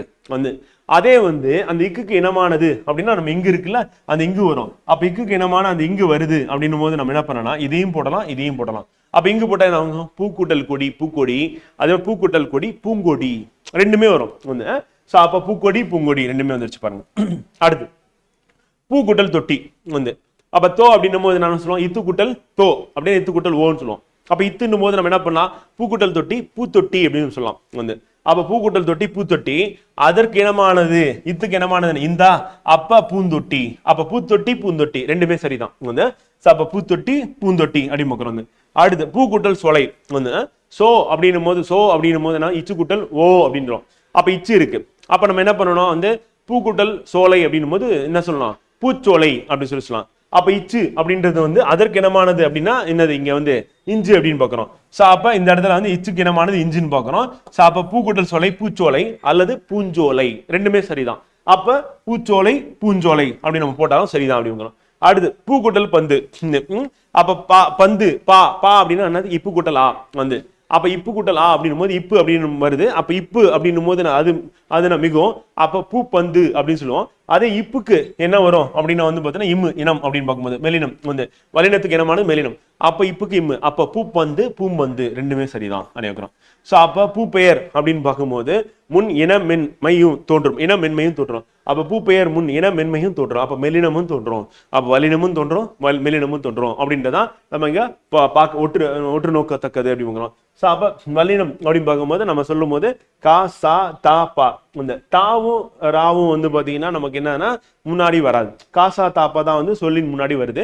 சோ அதனால நமக்கு என்ன காசா தாப்பாக்கு இனமானதுன்னா ஞா ஞா நா மா வந்து சோ அதை நம்ம நினைவு வச்சுக்கணும். இல்லைன்னா இந்த மாதிரி எழுதிட்டு அதுக்கு இனமானது அப்படின்னு எடுத்து போட்டீங்கன்னாலும் உங்களுக்கு சரியான விடை வந்துடும் அப்படிங்கிறோம். சோ அப்ப பூ பெயர் புணர்ச்சி அப்படின்னு உங்களுக்கு தெளிவா புரிஞ்சிருக்கும். நம்ம தேர்வுல கேட்டாலும் நம்ம சரியா விடையில வச்சிடலாம் அப்படின்னு. சோ அதற்கு அடுத்து மெய் எற்று புணர்ச்சி வந்து நிலை மொழியின் ஈற்றின் இறுதி எழுத்து மெய்யெழுத்தாக நிற்க வருமொழியின் முதலாக வரும் உயிரெழுத்துடன் மெய்யெழுத்துடன் சேரும் புணர்ச்சி மெய்யீற்று புணர்ச்சி வந்து. அப்ப நிலைமொழி ஈற்றின் வந்து இறுதி எழுத்து வந்து என்னவா இருக்கு அப்படின்னா மெய்யெழுத்தாக இருக்கு வந்து. நிலைமொழியின் இறுதி எழுத்து அது என்னவா இருக்குன்னா மெய்யெழுத்தா தான் இருக்கு, ஸ்ட்ரெயிட்டா மெய்யெழுத்தா இருக்கு. இதுக்கு முன்னாடி நம்ம பார்த்தது எல்லாமே உயிரெழுத்து அப்படின்னு பார்த்தோம். அல்லது வந்து பாத்தீங்கன்னா அந்த குற்றியல் உகரத்துல வரக்கூடிய அந்த கூசு டு துப்புரு அப்படின்னு பார்த்தோம் வந்து. ஸோ அப்ப நமக்கு முடியும் போது வந்து உயிரெழுத்தா இருந்தது நிலைமொழியில வந்து முதல் சொல்லல இறுதி எழுத்து. இப்ப நம்ம பார்க்கும்போது என்னவா இருக்கு அப்படின்னா இறுதி எழுத்து வந்து மெய்யெழுத்தாக இருக்கு. அப்ப நிற்க வருமொழியின் முதலாக வரும் உயிரெழுத்துடன் வந்து வருமொழியில முதலாக வரக்கூடியதுன்னா உயிரெழுத்து. உயிரெழுத்துடன் மெய்யெழுத்துடன் சேரும் பொழுது மெய்யெற்று புணர்ச்சி அங்க நடக்குது அப்படி பார்க்கிறோம். அப்ப வருமொழியில இருக்கக்கூடியது வந்து என்ன ஆகுது உயிரெழுத்து, நிலைமொழியில இருக்கக்கூடிய இறுதி எழுத்துனது மெய்யெழுத்து. அப்ப மெய்யும் உயிரும் சேரும் போது அப்ப மெய்யெற்று புணர்ச்சி. இப்ப பாத்தீங்கன்னா வாய் கூட்டல் ஒளி வந்து. அப்ப இ அப்படின்றது என்னது மெய்யெழுத்து, ஓ அப்படின்றது உயிரெழுத்து. இப்ப இ ஓ அப்படின்னும் போது நமக்கு என்னவா ஆகும் அப்படின்றதான் கேட்கணும் அது. அப்ப இ ஓ அப்படின்னும் போது அது யோ வந்து ஒத்த கொம்பு. அப்ப ஒத்த கொம்பு போடுற மாதிரி இருக்கும். அப்ப வாய் ஒலி அவ்வளவுதான் வந்து மெய்யெற்று புணர்ச்சி. அப்ப வாய் கூட்டல் ஒலி அப்படின்னும் போதும் ஈ கூட்டல் ஓ ஒன்னா சேரும் போது ஈ கூட்டல் ஆ தான் என்ன வரும் யாவா வரும் வந்து. ஈ கூட்டல் ஓ அப்படின்னு போட்டீங்கன்னா என்ன வரும் வந்து யோ அப்படின்னு வரும். ஒத்த கொம்பு போட்டு யா போட்டு ஒரு கால் எழுத்து போட்டீங்கன்னா முடிஞ்சிச்சு. ஸோ அப்ப வாயொலி அந்த யோவா மாறிடுச்சு. அப்ப ஈயும் ஓவும் என்ன மாறிச்சு யோவா மாறிடுச்சு வந்து. ஸோ அப்ப மெய்யெழுத்து நிலைமொழியில இறுதி எழுத்து மெய்யெழுத்து, வருமொழியில முதல் எழுத்து வந்து உயிரெழுத்து. அந்த மெய்யெழுத்து உயிரெழுத்து ஒன்னா சேரும் போது நமக்கு நடக்கிறது தான் நம்ம என்ன சொல்றோம்னா மெய்யீற்று புணர்ச்சி அப்படின்னு பார்க்கணும். அப்ப வாய்க்குட்டல் ஒளியில ஈயும் ஓவும் ஒன்னா சேர்ந்தா யோவா மாறும். அப்ப வாயொலி அப்படி அதான் மெய்யீற்று புணர்ச்சி வந்து. அப்ப உடல் மேல் உயிர் வந்து ஒன்றுவது இயல்பு அப்படின்னு யார் சொல்றா அப்படின்னா நன்னூலார் வந்து சொல்றாரு. அவ்வளவுதான். அடுத்து மண் குட்டல் மகள். இப்ப மண்மகள் வந்து என்பது நிலைமொழி இறுதியும் வருமொழி முதலும் மெய்யெழுத்தாக நிற்க இயல்பாக புணர்ந்தது வந்து. ஸோ அப்ப மெய்யீற்று புணர்ச்சி அப்படின்னு பார்க்கும்போது வந்து பாத்தீங்கன்னா நிலைமொழியில இறுதியில மெய்யெழுத்து, வருமொழியில முதல் எழுத்து உயிரெழுத்துன்னு பார்த்தோம். ஆனா இங்க வந்து இயல்பாக புணருதல் அப்படின்றது எப்ப நடக்கும் அப்படின்னா என்னது முதல் சொல் அப்படின்னு பார்க்கும்போது நிலைமொழியில இருக்கக்கூடிய இறுதி எழுத்து இன்னு வந்து. வருமொழியில வந்து முதல் எழுத்து என்ன இல்ல உயிர் இல்ல, அங்கேயும் என்ன இருக்கு மெய்தான் இருக்கு. இம் அப்படின்னா என்னது இம் மா அப்படின்னா வந்து இம்மு கூட்டல் ஆண் வரும். அப்ப அங்கேயும் இம்மு தான் இருக்கு. அப்ப ரெண்டு மெய்யெழுத்துக்கள் வந்து புணர்ந்தால் இயல்பாக தான் இருக்கும். அப்ப நம்ம இதை நினைவில் வச்சுக்கிட்டோம் அப்படின்னா வந்து அங்க எந்த ஒரு எழுத்தும் தோன்றாது அப்படின்னு பார்க்கிறோம். ஸோ அப்ப மண் மகள் அப்படின்னு பார்க்கிறோம். ஸோ அப்ப நமக்கு மண் மகள் அப்படின்னு வருது. ஸோ அப்ப என்பதில் நிலைமொழி இறுதியும் வருமொழி முதலும் மெய்யெழுத்தாக நிற்க இயல்பாக புணர்ந்தது. அப்ப நிலைமொழி இறுதி வந்து வருமொழி முதலும் மெய்யெழுத்தாக நிற்க அப்படின்னும் போது ரெண்டுமே மெய்யெழுத்தா இருந்ததுன்னா நமக்கு இயல்பாக புணரும் அப்படின்றதா விதி அப்படி மெய்யேற்று புணர்ச்சலம். அடுத்து தனிக்குறில் முன் ஒற்று புணர்ச்சி. அப்ப தனிக்குறில் இருக்கு அதுல ஒற்று புணர்ச்சி. நிலைமொழி தனிக்குறில் சார்ந்த மெய்யெழுத்தாக வந்து. ஸோ நிலைமொழியில தனிக்குறள் சார்ந்த நிலைமொழி அப்படின்றது தனிக்குறில் சார்ந்த மெய்யெழுத்தாக நின்று வருமொழியின் முதல் உயிரெழுத்தாக இருப்பின் வந்து நிலைமொழி ஒற்று இரட்டிக்கும் அப்படிங்கிறோம். ஸோ அப்ப நிலைமொழியில தனிக்குறில் சார்ந்த மெய்யெழுத்தாக வந்து. அப்ப தனிக்குறள் சார்ந்த மெய்யெழுத்தாக அப்படின்னும் போது என்னன்னா இப்ப தனிக்குறில் சார்ந்த மெய் வந்து இப்ப குரில் கா வந்து. ஸோ அதோட சார்ந்தனது ஒரு மெய்யெழுத்து இருக்கு வந்து. வருமொழியில என்னன்னா முதல் உயிரெழுத்தாக இருப்பேன். வருமொழியில இருக்கிறது வந்து முதல் உயிரெழுத்தாக இருப்பேன் வந்து.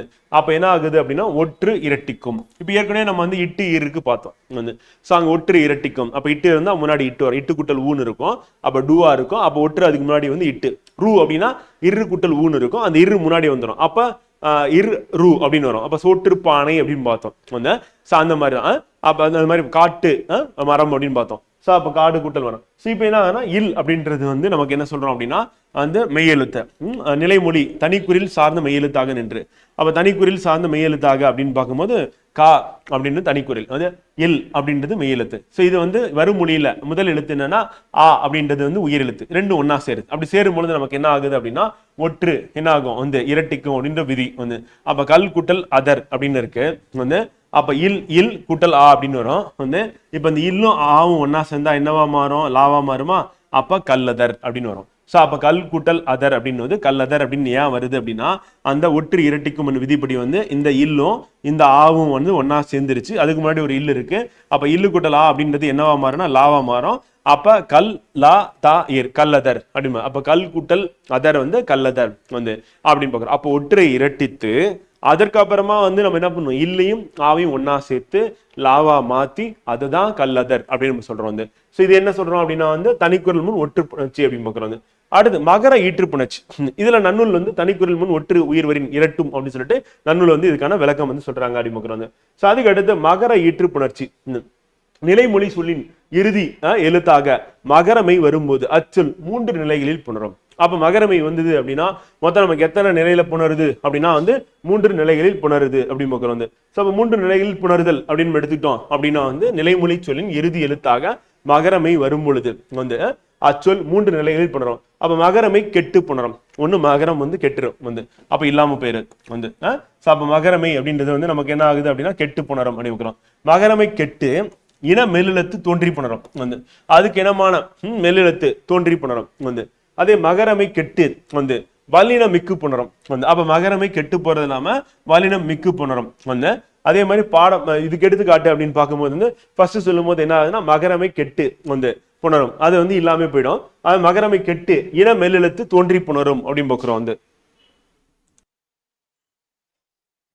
அடுத்து வந்து மகரமை கெட்டு வல்லினம் மிக்கு புணரும் வந்து. சோ அப்ப 3 விதமா வந்து புணருதல் அப்படின்னு பார்க்கிறோம். அப்ப மகரமை கெட்டு புணரும் அப்படின்னா மகரமை வந்து இல்லாம அவளை புணருதல் அப்ப இம்மு போயிடும் அப்படின்னு பார்க்கிறோம். இப்ப பாடம் கூட்டல் வேலைன்னு இருக்கு. அப்ப மகரமை கெட்டு புணரும்னா இம்மு போயிடுச்சுன்னா பாட வேலை மகரமை கெட்டு புணர்ந்தது வந்து.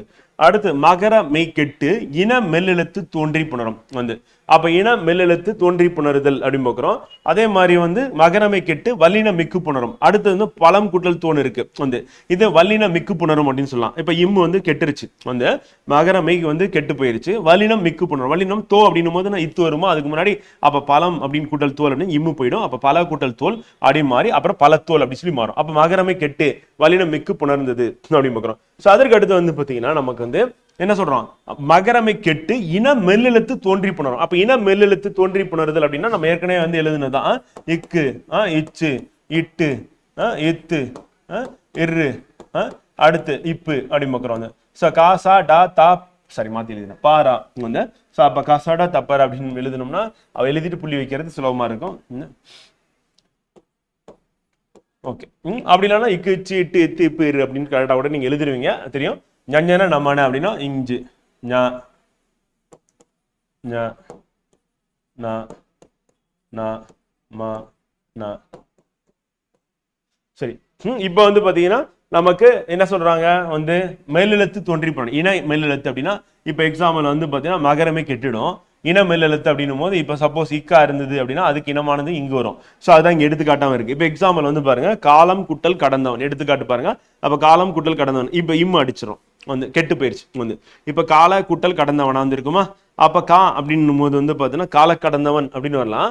ஆனா அதுக்கு இனமானது அப்படின்னும் போது இக்கு இனமானது என்னது இங்கு. அப்ப இங்கு போட்டீங்கன்னா காலம் கடந்தவன். ஓகேவா. சோ அப்ப காலங்கள் சோ அப்ப இனம் மெல்லெழுத்து தோன்றி புணரும். அப்ப வல்லினம் மிக்கும் புணரும் இனம் மெல்லெழுத்து தோன்றி புணரும் வெறும் மகரமை கெட்டு புணரும். அப்ப 3 விதமா இருக்கு நம்ம எடுத்துக்காட்டு அப்படின்னு பார்க்கிறோம். சோ ஞாபகம் வச்சுட்டா போதும் வந்து. சோ அப்ப வருமொழி முதலெழுத்துக்கேற்ப மகரமை திரிந்து புணர்ந்தது அப்படின்னு பார்க்கிறோம். ஓகேவா. அடுத்து மவ்வீறு ஒற்றமிழந்து உயிர் இரு ஒப்புவும் வன்மைக்கு இனமா திரியவும் ஆகும் நன்னூல் வந்து இதுக்கு வந்து இலக்கணம் வந்து விளக்கம் வந்து சொல்றாரு. சோ மகர ஈற்று புணர்ச்சி அவ்வளவுதான் ஃப்ரெண்ட் வந்து. அப்ப மகரம் அப்படின்னு வந்துச்சுனாவே கெடுதல் அப்படின்னு நடக்குது. ஒண்ணு பாருங்க 3 கெடுதல் நடக்குது. அதை கெட்டு புணரும் பொழுது வந்து ஒண்ணு என்னது வல்லினம் மிக்கு புணரும் வந்து. மற்றொன்று வந்து அந்த வல்லினத்துக்கு பதிலா அது இனம் மெல்லினம் அப்படின்றது தோன்றி புணரும் அப்படின்னு. சோ அதை நம்ம நினைவில் வச்சுக்கிட்டோம்னா சரியா இருக்கும் வந்து. இப்ப பண்பு பெயர்ச்சி பண்பு பெயர் புணர்ச்சி அப்படின்னு பார்க்கும்போது வந்து பண்பு பெயர் புணர்ச்சி அப்படின்னும் போது பண்பு பெயர் சொல் நிலைமொழி சொல்லாக நின்று வருமொழி சொல்லுடன் புணரும் போது பின்வரும் மாற்றங்களை அடையும். அப்ப பண்பு பெயர் சொல் நிலைமொழி சொல்லாக நின்று வருமொழி சொல்லுடன் புணரும் பொழுது நமக்கு என்னவாகுது அப்படின்னா வந்து பின்வரும் மாற்றங்களை அடையுது அப்படின்னு பார்க்கிறோம் வந்து.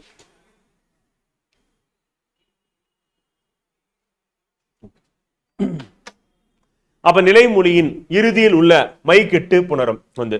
சோ அப்ப பண்பு பெயர் புணர்ச்சி அப்படின்னு பார்க்கும்போது பண்பு பெயர் புணர்ச்சி அப்படின்னும் போது நிலைமொழியின் இறுதியில் உள்ள மை கெட்டு புணரும். அப்ப மை கெட்டு புணருது வந்து நிலைமொழியில அப்படின்னு பார்க்கணும். சோ அதே மாதிரி மை விகுதி கெட்டு நிலைமொழி சொல்லின் இறுதியில் உள்ள உகரம் இகரமாக தெரியும் அப்படின்னு பார்க்கிறோம். அப்ப உகரம் இகரமாக தெரியும் அப்படின்னு பார்க்கிறோம். அப்ப உகரம் இகரமாக மாறுறது. இங்கேயும் மை வந்து என்னது கெட்டு வந்து உகரம் இகரமாக மாறுது.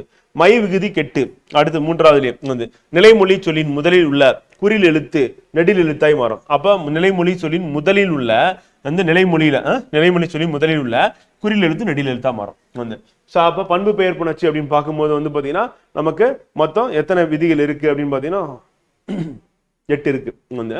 ஸோ இந்த 8 அப்படின்றதுல வந்து ஃபர்ஸ்ட் நமக்கு என்ன ஆகுது அப்படின்னா வந்து மை கெட்டு புணரும் வந்து.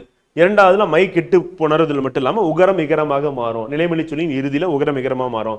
மூன்றாவது மை விகுதி கெட்டு நிலைமொழி சொல்லின் உள்ள முதலில் உள்ள குறில் எழுத்து நெடில் எழுத்தா வந்து மாறும் வந்து. நான்காவது வந்து மை விகுதி கெட்டு வந்து அங்கே கெட்டது நிலைமொழி சொல்லின் முதலில் உள்ள நிலைமொழி சொல்லின் முதலில் உள்ள அகரம் ஐகாரமாக மாறும் அப்படின்னு பார்க்கிறோம் வந்து. அடுத்து ஐந்தாவது விதி அப்படின்போது மை விகுதி கெட்டு வந்து நிலைமொழி சொல்லின் ஒற்று இரட்டிக்கும். அப்ப நிலைமொழி சொல்ல ஒற்று இரட்டிக்கிறது அப்படின்னு பார்க்கிறோம் மை விகுதி கெட்டு வந்து. அடுத்து வந்து ஆறாவது வந்து பாத்தீங்கன்னா ஈறுபோதல் விதியின்படி வந்து மை கெட்டு ஈறுபோதல் விதியின் மை கெட்டுறது அப்படி கெட்டுட்டு நிலைமொழியின் இறுதி எழுத்து மகர மெய்யாக இருந்தால் வந்து என்ன ஆகும்னா முன்னின்ற மெய் திரிதல் விதியின்படி புணரும். அப்ப முன்னின்ற மெய் திரிதல் விதிப்படி புணரும் அப்படின்னு. அப்ப முன்னின்ற மெய் திரிதல் படி அப்ப ஈறு போதல் அப்படின்னு விதிப்படி புணருதல். அண்ட் ஈறு போதல் விதியின்படி மை விகுதி கெட்டு நிலைமொழியின் இறுதி எழுத்து உயிரெழுத்தா இருந்தால் அங்க மகர எழுத்து இது வந்து உயிரெழுத்தா இருந்தால் வருமொழி வல்லினமையாக இருப்பின் வந்து வருமொழியில வல்லினமா இருந்தது அப்படின்னா இனமிகள் விதியின்படி பண்ணணும். அப்ப இனமிகள்னா அதுக்கு இனமானது அது வந்து மிகவும் அப்படின்னு. அண்ட் எட்டாவதா இருக்கிறது வந்து பாத்தீங்கன்னா வந்து மை விகுதி கெட்டு மை விகுதி கெட்டுடும். கெட்டுட்டு நிலைமொழியின் இறுதி எழுத்து மேற்சொன்ன எந்த விதியிலும் பொருந்தாது இருப்பின் இணையவும் எனும் விதியை பயன்படுத்தலாம். இப்ப இணையம்னா ரெண்டு இணைஞ்சிரும் அப்படி பார்க்கிறோம். அப்படி இணைஞ்சிரும் அப்படின்னு பார்க்கிறோம். அப்ப இணையவும் அப்படின்னு பார்க்கிறோம். ஸோ அப்போ மேலே சொன்ன எந்த விதியும் படி மொத்தம் 8 விதமா வந்து நம்ம என்ன பார்க்க போறோம் அப்படின்னா வந்து பண்பு பயிற்சி வந்து பண்பு பெயர் புணர்ச்சி வந்து பார்க்க போறோம். ஸோ முதல்ல இருக்கிறது என்ன அப்படின்னு பார்த்துருவாங்க மை விகுதி கெட்டு. இப்போ எக்ஸாம்பிள் வந்து பெருமை கூட்டல் வழின்னு இருக்கு. இல்லை என்ன பண்ணோம் மை விகுதி கெட்டுருமா மை போயிடுமா. அப்போ பெருமை கூட்டல் வழி அப்படின்றது என்ன ஆகும் பெருவழியா மாறிடுச்சு அவ்வளவுதான். ஈறுபோதல் விதிப்படி மை விகுதி கெட்டு புணர்தல் வந்து. அடுத்து மை விகுதி கெட்டு நிலைமொழி சொல்லின் இறுதியில் உள்ள உகரம் வந்து இருக்கு. இப்ப உகரம் இருக்கு அப்படின்னா அது என்ன இகரமா மாறும் அப்படி பார்க்கிறோம். இப்ப பெருமை கூட்டல் அன் இருக்கு. பெருமை கூட்டல் அன் அப்படின்னு இருக்கு. அப்ப மை வந்து கெட்டுருச்சு. இப்ப ரூ அப்படின்னா என்ன வரும் இரு கூட்டல் ஊன்னு வரும் வந்து. அப்ப ஊ அப்படின்றது மறைஞ்சிரும் கரெக்டா ஊ மறைஞ்சிரும். இப்ப இங்க என்ன வருது அப்படின்னா வந்து ஆ இருக்கு. அப்ப இந்த இரும் ஆவும் ஒன்னா சேரும் போது நமக்கு என்னவா மாறும் அப்படின்னா வந்து பாத்தீங்கன்னா ரியா வந்து மாறும் வந்து. ஸோ அப்ப இரும் ஆவும் சேரும்போது ரியா வந்து மாறும். அதே மாதிரி நமக்கு என்னவா மாறுது அப்படின்னா வந்து சாரி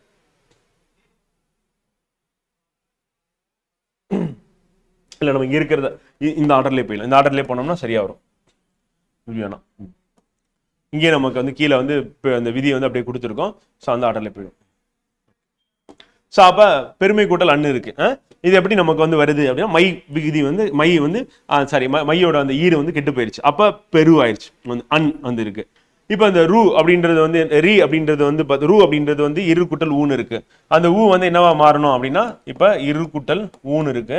இது என்னவா மாறணும் அப்படின்னா வந்து இரு கூட்டல் ஈயா வந்து மாறணும். அப்ப இரு கூட்டல் ஈ அப்படின்னா என்ன வரும் ரூ வந்து ரியா மாறிடுமா. அப்ப பெரியன்னு மாறிடுச்சு. ஸோ இப்ப அடுத்து வந்து பாத்தீங்கன்னா என்னன்னா நமக்கு பெரிய கூட்டல் அன்னு இருக்கு. இது வந்து இடை உகரம் ஈயாதல் அப்படின்ற விதி அங்க மேல இருக்கிறதா. ஸோ அப்படி நம்ம அப்ளை பண்ணியிருக்கோம். ஸோ அடுத்து வந்து பாத்தீங்கன்னா இங்க ரி இங்க ஆ இருக்கு. ரி அப்படின்னா என்னது நம்ம வந்து ஏற்கனவே வந்து பார்த்தோம் ஃபர்ஸ்ட் புணர்ச்சியை தான் பார்த்தோம். ஸோ இ ஐ இந்த மூன்றும் வந்து பார்த்தீங்கன்னா உயிரிழத்தோட சேரும் பொழுது இப்போ இங்க என்ன இருக்கு ரீ இருக்குன்னா ஈ இருக்கு. இந்த ஈ வந்து என்ன இங்க இருக்க ஆவோட சேரும் பொழுது நமக்கு என்னது எவ்வும் வரும். அப்ப ஈ பண்ணும் வந்து அவ போட்டு இப்ப இந்த ஈயும் இந்த ஆவும் ஒன்னா சேர்ந்தா அது வந்து என்னவா மாறும் வந்து யாவா மாறும். அப்ப யாவா மாறிச்சுன்னா பே ரி யா இன் பெரியன் அவ்வளோ. ஸோ இப்போ இவ்வளோ நம்ம பார்க்கணுமா அப்படின்னா பெருமை கூட்டலன் அப்படின்னா வந்து என்னது பெரியன் அப்படின்னு சொல்லி நம்ம படிச்சுட்டாலும் ஓகே தான். ஆனால் சப்போஸ் இந்த மாதிரி 2 சொல் கொடுத்து நிலைமொழியில வந்து நம்ம இருக்கிறது வந்து மை கொடுத்துட்டாங்க.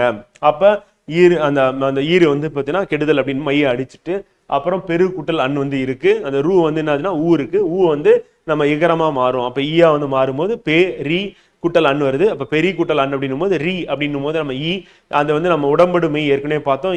இ ஐ அப்படின்னு பார்த்தோம். அப்ப ஈயும் ஆவும் ஒன்னா சேரும் போது நமக்கு அந்த இடத்துல என்ன வரும் எவ்வுன்னு வரணும். அப்ப ஈ பண்ணும். அப்ப யா போட்டு புள்ளி வச்சு அது ஆவோட சேரும் போது அது யாவா மாறும். அப்ப பெரியன் அப்படின்னு சொல்லி மாறும். ஸோ இப்படிதான் வந்து நமக்கு பெருமை கூட்டல் அன் வந்து பெரியனா மாறுது அப்படின்னு. இது கொஞ்சம் டீட்டெயிலா இருக்கு. ஆனா இதை நம்ம ஞாபகத்துல வச்சுக்கிட்டோம் அப்படின்னா இந்த மாதிரி 2 சொற்கள் வந்து கொடுக்குறாங்க. மை கிட்டதுக்கு அப்புறம் உகரம் இகரமா மாறுது. அப்புறம் அந்த இகரத்தையும் அந்த உயிரெழுத்தையும் ஒன்னா சேர்க்கும் போது எவ்வுன்னு போடணும். அப்படி போட்டு நம்ம கிடைக்கக்கூடியது அப்படின்னு பார்க்குறோம். ஸோ அதற்கு அடுத்து வந்து பார்த்தீங்கன்னா 3வது மை விகுதி கெட்டு வந்து நிலைமொழி சொல்லின் முதலில் உள்ள குறில் எழுத்து நெடில் எழுத்தாய் மாறும் வந்து மை கெட்டு போது நிலைமொழியின் முதல் சொல் வந்து நெடிலா வந்து மாறுது வந்து. ஸோ இப்போ எங்க எக்ஸாம்பிள் வந்து பார்த்தீங்கன்னா முதுமை குட்டல் ஊருன்னு இருக்கு ஃப்ரெண்ட். அப்ப முதுமை கூட்டல் ஊர்னு இருக்கு. அப்ப எடுத்துக்காட்டு, அப்ப மை விகுதி கெட்டு போச்சு வந்து. அப்புறம் வந்து என்ன ஆகுது வந்து குறில் நெடுலா வந்து மாறணுமா வந்து. அப்ப மாறும்போது நமக்கு என்ன ஆகுது, இப்ப மை விகுதி கெட்டதுக்கு அப்புறம் முது கூட்டல் ஊருன்னு மாறும், ஏறு போத. அப்ப குறில் நெடுலா மாறணுமா, அப்ப மூ வந்து மூவா மாறுமா, அப்ப மூது கூட்டல் ஊர் அப்படின்னு மாறுது, ஆதி நீடல் வந்து. அதான் வந்து அங்க குறில் நெடுலா மாறுது வந்து. அதுக்கு அடுத்து வந்து என்ன ஆகுதுன்னா வந்து நமக்கு அந்த தூ அப்படின்றது வந்து உயிர் வரின் உக்குரன் மெய் விட்டு ஓடும். தூ அப்படின்னு நம்ம என்ன சொல்லுவோம் அப்படின்னா வந்து நம்ம வந்து குசுடு துப்புரில் வரக்கூடிய குற்றியல் உகர புணர்ச்சி. அப்ப குற்றியல் உகர புணர்ச்சியில தூ அப்படின்னும் போது நம்ம என்ன சொல்லுவோம் அப்படின்னா இத்து கூட்டல் ஊன்னு சொல்லுவோம் வந்து. கரெக்டா? அப்ப உயிர் வரின் வந்து எங்க உயிர் வருது, அடுத்து உயிர் வருது, அதனால உகரம் வந்து ஓடி போயிடும். அப்படி ஓடி போயிருச்சுன்னா என்ன ஆகும், இத்து மட்டும் தான் இருக்கும். அப்ப இந்த இத்து இந்த ஊ ஒன்னா சேரணும் வந்து. அப்ப இத்து ஊவும் ஒன்னா சேர்ந்தா அது என்னவா மாறும், தூவா மாறுமா வந்து. அப்படி மாறுச்சுன்னா அது மூதூரா மாறும். ஸோ அப்ப நமக்கு இதுல என்னென்னலாம் வருது அப்படின்னா நம்ம மை விகுதி கெட்டு நிலைமொழி சொல்லின் முதல் எழுத்து வந்து என்ன ஆகுது அப்படின்னா வந்து நமக்கு வந்து குறில் நெடிலா மாறுது. அப்புறம் தூ அப்படின்னும் போது குற்றில் உகர புணர்ச்சியில நம்ம தூ அப்படின்னும் போது உகரம் வந்து ஓடி போயிடும் வந்து. அப்படி ஓடிடுச்சுன்னா இத்து ஊ ஒன்னா சேர்ந்து தூவா வந்து மாறுது, அப்ப மூதூர் அப்படின்னு மாறுது அப்படிங்கிறோம். இதான் வந்து மூன்றாவது நம்ம பண்பு பெயர் புணர்ச்சி அப்படின்னு பார்க்கிறோம். அடுத்து நான்காவது மை விகுதி கெட்டு. நான்காவது அப்படின்னு பார்க்கும்போது என்னன்னா மை விகுதி கெட்டு நிலைமொழி சொல்லின் முதலில் உள்ள அகரம் ஐகாரமாக மாறும் அப்படி பார்க்கிறோம். அப்ப மை விகுதி கெட்டு நிலைமொழி சொல்லின் முதலில் உள்ள சொல் வந்து என்னன்னா அகரமா இருந்தது அப்படின்னா அது என்னவா மாறும் வந்து, அகரமாக இருந்தால் அது வந்து ஐகாரமாக மாறும் வந்து. இப்ப எடுத்துக்காட்டு பசுமை கூட்டல் தமிழ்னு இருக்கு வந்து. அப்ப பசுமை கூட்டல் தமிழ்ல மை வந்து போயிடும். அப்ப பசு கூட்டல் தமிழா வந்து இருக்கும். நம்ம பா அப்படின்னும் போது இப்பு கூட்டல் ஆன்னு சொல்லுவோமா, பாவை இப்பு கூட்டல் ஆன்னு சொல்லுவோம் வந்து. பா அப்படின்றது இப்பு கூட்டல் ஆன்னு சொல்லுவோம் வந்து. இப்ப நமக்கு என்னன்னா அகரம் வந்து ஐகாரமா மாறணும் வந்து. அப்ப ஐகாரமா மாத்திட்டீங்க அப்படின்னா என்ன வரும், அப்ப இப்பு கூட்டல் ஆ அப்படின்னு நம்ம போட்டோம் அப்படின்னா நமக்கு என்ன கிடைக்கும், இப்பு கூட்டல் ஐ அப்படின்றது வந்து என்ன ஆகும்னா பையா வந்து மாறிடும். அப்ப பா அப்படின்றது வந்து என்ன ஆயிடுச்சுன்னா பையா வந்து மாறிடுச்சு. அப்ப சூ இருக்கு. சூ அப்படின்னா நம்ம என்ன பார்த்தோம், குற்றியில் உகர புணர்ச்சியில் வந்து சூ அப்படின்னும் போது நம்ம இச்சு கூட்டல் ஊ தான் நம்ம என்ன சொல்லுவோம் அப்படின்னா சூன்னு சொல்லுவோம். இப்ப ஊ அப்படின்றது நமக்கு என்ன பண்ணிடணும், உகரம் வந்து மறைஞ்சிடணும். ஏன் அப்படின்னா வந்து பாத்தீங்கன்னா நம்ம சூ சரி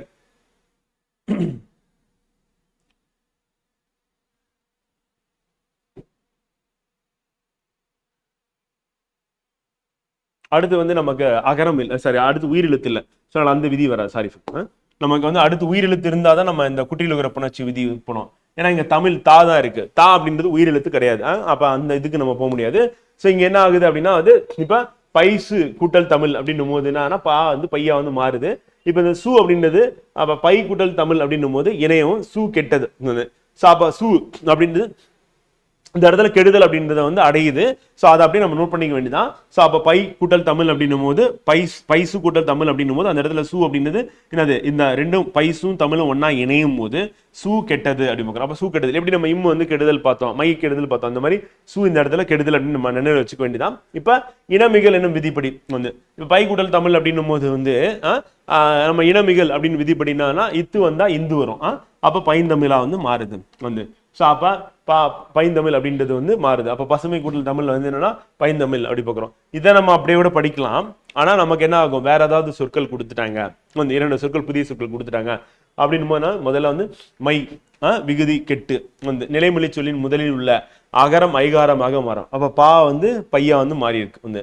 அப்ப நம்ம இப்பு கூட்டல் ஆ அப்படின்னு ஆக்கு பதிலாக நம்ம ஐய போட்டோம்னா நமக்கு என்ன ஐகாரமா மாறுது, பை அப்படின்னு பார்க்குறோம். அப்ப இந்த பை சு தமிழ் அப்படின்னு இருக்கு. அப்ப சு வந்து கெடுதல் அப்படின்னு ரெண்டும் ஒன்னா சேரும் போது வந்து அப்ப பை கூட்டல் தமிழ் அப்படின்னும் போது இனமிகள் அப்படின்னா தா வந்து இத்துக்கு வந்து இனமானது இந்து, அப்ப இந்த வந்து போட்டீங்கன்னா பைந்தமிழ் அப்படி பார்க்கிறோம். சோ இது கொஞ்சம் கடினம் தான், ஆனா நம்ம திருப்புதல் மூலியமா என்ன பண்ண சரியா நினைவு வச்சுட்டோம்னா சரியான விடையளிச்சலாம் அப்படி பார்க்கிறோம். சோ அடுத்து வந்து 5வது அப்படின்னு பாத்தீங்கன்னா மை விகுதி கெட்டு நிலைமொழி சொல் ஒற்று இரட்டிக்கும் வந்து. அப்ப மை விகுதி கெட்டு போயிருது, நிலைமொழி சொல் ஒற்று இரட்டிக்குது. அப்ப நிலைமொழி சொல்லோட ஒற்று இரட்டி. இப்ப எக்ஸாம்பிள் வந்து பாத்தீங்கன்னா நெடுமை கூட்டல் இலைன்னு இருக்கு, மை விகுதி போயிடுச்சு. அப்ப டூ இருக்கு. டூனா நம்ம என்ன எழுதுவோம், இட்டு கூட்டல் ஊன்னு எழுதுவோமா. அப்ப இந்த ஒற்று இரட்டிக்கும். அப்ப ஒற்று இரட்டிக்கும் அப்படின்னு நம்ம என்ன பண்ணோம், நெடு கூட்டல் இலைன்னு வர்றது வந்து அடுத்து என்ன வரும் வந்து நமக்கு வந்து நெட்டு கூட்டல் இலையா வந்து மாறும். ஸோ அப்ப நெட்டு கூட்டல் இலை வந்து அப்ப தன்வெற்று வந்து ஸோ அப்ப நெட்டு கூட்டல் இலை அப்படின்னு மாறுது வந்து. அப்ப நெட்டு கூட்டல் இலை அப்படின்னும் போது நமக்கு என்ன ஆகுதுன்னா இங்க உயிரெழுத்து வந்துருச்சு வந்து.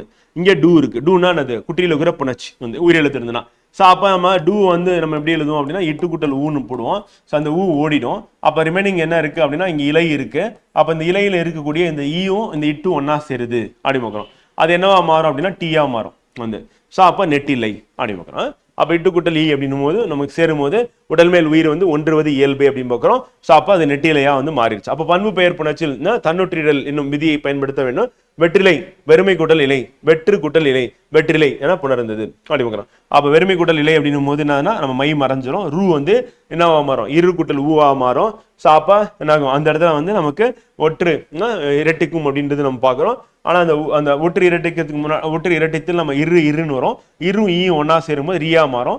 அப்போ வெற்றிலை அப்படின்னு நம்ம கிடைக்குது அப்படின்னு பார்த்தோம். ஏற்கனவே நம்ம குட்டியில் இருக்கிற புணர்ச்சி மேலே பார்த்தோம் சதிதான். ஸோ அப்போ 5 முடிச்சாச்சு. அடுத்து 6வது வந்து ஈறு போதல் விதியின்படி மை கெட்டு நிலைமொழியின் இறுதி எழுத்து மகர மையாக இருந்தால் முன்னின்ற மெய் திரிதல் விதியின்படி புணரும். அப்ப ஈறு போதல் விதியின்படி வந்து மை கெட்டு வந்து ஈறு போதல் விதியின்படி மை கெட்டுடும் நிலைமொழியின் இறுதி எழுத்து மகர மெய்யாக இருந்தால் முன்னின்ற மெய் திரிதல் விதியின்படி புணரும். இப்ப பாருங்க செம்மை குடல் தமிழ் வந்து மை கெட்டு அப்படின்னு மை எல்லாத்துலயும் கெட்டு போயிருச்சு. அப்ப மை வந்து தூக்கிறோம் வந்து.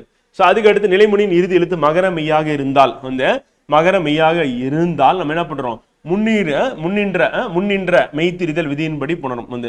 முன்னின்ற மெய்த்திரிதல் விதியின்படி புணரும் அப்படின்னும் போது என்ன ஆகுது அப்படின்னா நமக்கு மை கெட்டுருச்சு. அப்ப செம்குடல் தமிழ் அப்படின்னு பாக்குறோம். இது வந்து மைனா ஏறு போதல் போயிடுச்சு.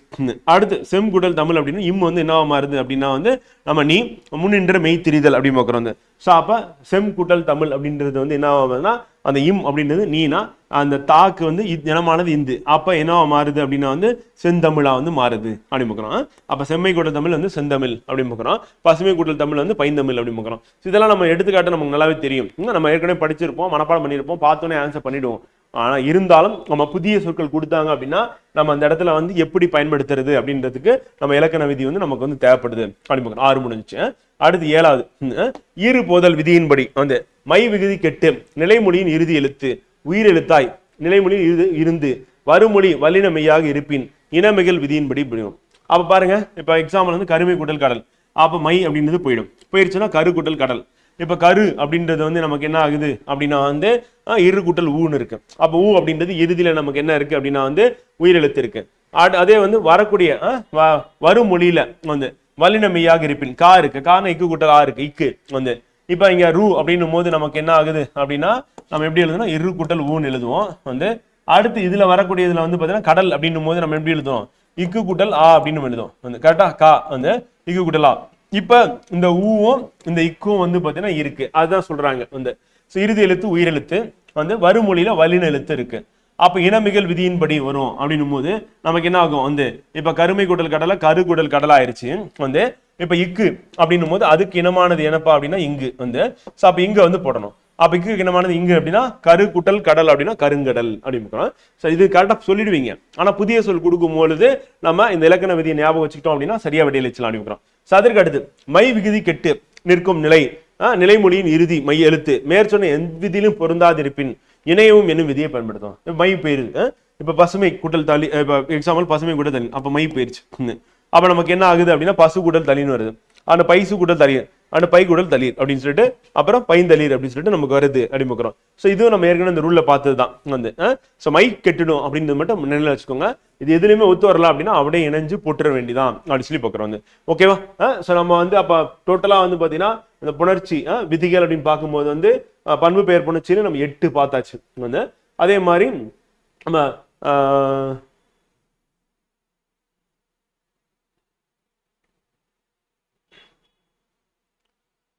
அந்த உயிரீற்று புணர்ச்சி அப்படின்னு பார்க்கும்போது அதுல வந்து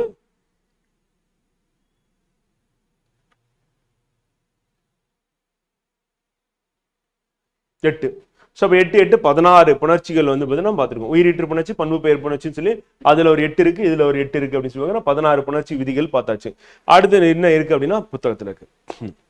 இதான் நம்ம அதோட சேர்ந்த மாதிரி அந்த இலக்கண விதியை 20 வாட்டி நீங்க ரிவிஷன் பண்ணோம். ஆனா இது ஒரு 10 வாட்டி படிச்சா போதும், கண்டிப்பா ஞாபகத்துக்கு வந்துடும், ரொம்ப சுலபமா ஆன்சர் பண்ணிடலாம், பெரிய கஷ்டமே இருக்காது. ஒரு 1000க்கும் மேற்பட்டு நம்ம கொடுத்துருக்கோம், புத்தகத்துல இருக்கிறது அப்படியே புக்ல இருக்கிறத 1000க்கு மேல கொடுத்துருக்கோம். இப்போ 6ஆம் வகுப்பு அப்படின்னு நம்ம எடுத்துட்டோம் அப்படின்னா ஸோ அதுல மட்டுமே வந்து நமக்கு 78 இருக்கு. அது மாதிரி 6, 7, 8, 9, 10, 11, 12 சொல்லிட்டு புதிய புத்தகம் பழைய புத்தகம் சொல்லிட்டு சிறப்பு தமிழ் எல்லாமே கவர் பண்ணியிருக்கோம். மொத்தம் ஒரே இடத்துல போட்டு கொடுத்துருக்கோம். இதுல நம்ம என்ன பண்ணிருக்கோம் அப்படின்னா கூடுதலா நீங்க தெரிஞ்சுக்கணும் அப்படின்னு சொல்லிட்டு நம்ம கூடுதலா ஒரு சில விஷயம் பண்ணிருக்கோம். என்னப்பா அது அப்படின்னு கேட்டீங்கன்னா ஃப்ரெண்ட் வந்து இப்ப ஸ்டார் போட்டு கொடுத்துருக்கோம். அதெல்லாம் என்ன அப்படின்னா வந்து பாத்தீங்கன்னா இப்ப இடம் எல்லாம், இடம் கூட்டல் எல்லாம் அப்படி பார்க்கிறோம். இதெல்லாம் வந்து நமக்கு ப்ரீவியஸ்ல கேட்டாங்க. மாசு அரை, மாசு கூட்டல் அரை அப்படி பார்க்கிறோம், பிரித்தெழுதுக. அடுத்து செம்பயிர் அப்படின்னா செம்மை கூட்டல் பயிர் அப்படி பார்க்கிறோம். செந்தமிழ் செம்மை கூட்டல் தமிழ் இப்பதான் பார்த்தோம். பொய் அகற்றும், பொய் கூட்டல் அகற்றும் அப்படி பார்க்கிறோம். இதெல்லாம் வந்து நமக்கு ப்ரீவியஸ்ல கேட்டாங்க அப்படின்றத ஸ்டார் போட்டு கொடுத்துருக்கோம் நம்ம புத்தகத்துல. இது பள்ளி புத்தகத்திலும் இருக்கு, பிவைக்கிலும் கேட்டிருக்காங்க, ப்ரீவியஸ்ல முந்தைய ஆண்டுகளும் கேட்டிருக்காங்க. சீரிழமை சீர்மை கூட்டல் இளமை, கணினி தமிழ் கணினி கூட்டல் தமிழ், வெண்கொடை வெண்மை கூட்டல் குடை அப்படி பார்க்கிறோம். ப்ரீவியஸ்ல கேட்டதும் பிளஸ் நம்ம ஸ்டார் போட்டு கொடுத்துருக்கோம். இந்த மாதிரி நிலத்தின் இடையே நிலத்தின் கூட்டல் இடையே அப்படி பார்க்கிறோம். வேதி உரங்கள் வேதி கூட்டல் உரங்கள் அப்படி பார்க்கிறோம். இந்த மாதிரி எல்லாமே நம்ம என்ன பண்ணிருக்கோம் அப்படின்னா வந்து உங்களுக்கு சுலபமா நீங்க படிக்கும் போது இதெல்லாம் கேட்டிருக்காங்க, அதனால மற்றதும் கேட்பாங்க அப்படின்றது படிக்கலாம் அப்படின்னு சொல்லிட்டு நம்ம ஸ்டார் போட்டு கொடுத்தனால நீங்க இன்னும் ஆழ்ந்து படிக்கிறதுக்கு வாய்ப்பு இருக்கும். 6ஆம் வகுப்புல கேள்வி கேட்டிருக்காங்க, 7ஆம் வகுப்புல கேட்டிருக்காங்க, 8ஆம் வகுப்புல இருக்கா, 8ஆம் வகுப்புல ஸ்டார் போட்டிருக்கோம். 9ஆம் வகுப்புலயும் இருக்கு. வந்து கேட்காத இடமே இல்லை, பள்ளி புத்தகத்துல எல்லா பகுதியும் கேட்டிருக்காங்க. 10ஆம் வகுப்புல கம்மியா தான் இருக்கு, அதுலயும் கேட்டேன். வந்து 11ஆம் வகுப்பு 11ல இல்ல, புதிய புத்தகத்துல இல்ல. 12 புதிய புத்தகத்துல இல்ல. திருப்பி பழைய புத்தகம் 6ஆம் வகுப்பு கேட்டிருக்காங்க முந்தைய ஆண்டுல. அடுத்து 7ஆம் வகுப்பு, 7ஆம் வகுப்புல கேட்டிருக்காங்களா? கேட்கல. 8ஆம் வகுப்பு பழைய புத்தகம். அது நம்ம இப்ப ரீசெண்டா நடந்த எக்ஸாம் எப்படின்னா நம்ம 2023 2022 3 4 5 ஒரு 4 ஆண்டுகள் வினாத்தாள் எடுத்து அதில் நம்ம ஸ்டார் போட்டு கொடுத்துருக்கோம். அதனால ஓல்டு புக் அப்படின்னு இதுக்கு முன்னாடி நடந்த பழைய எக்ஸாம்ஸ்ல இருந்து கேட்டிருப்பாங்க. இப்போ புதிய பாடப்புத்தகத்தின் அடிப்படையில் தான் நமக்கு வந்து கேள்வி கேட்கறாங்க. இருந்தாலும் நம்ம வந்து பழைய புத்தகம் புதிய புத்தகம் ரெண்டுமே நம்ம கவர் பண்ணி கொடுத்துருக்கோம் அப்படின்னு சொல்லி பார்க்கலாம். ஓகேவா?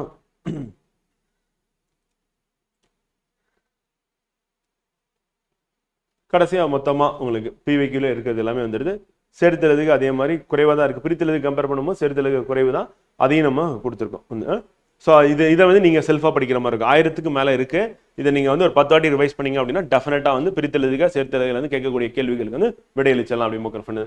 அடுத்து நம்ம ஊக்கமுடைமை அப்படின்ற அதிகாரம் வந்து பார்த்துரும். வந்து ஸோ பெரும்பால் அரசியல்ல அதிகாரம் வந்து 60ல வந்து இருக்கு.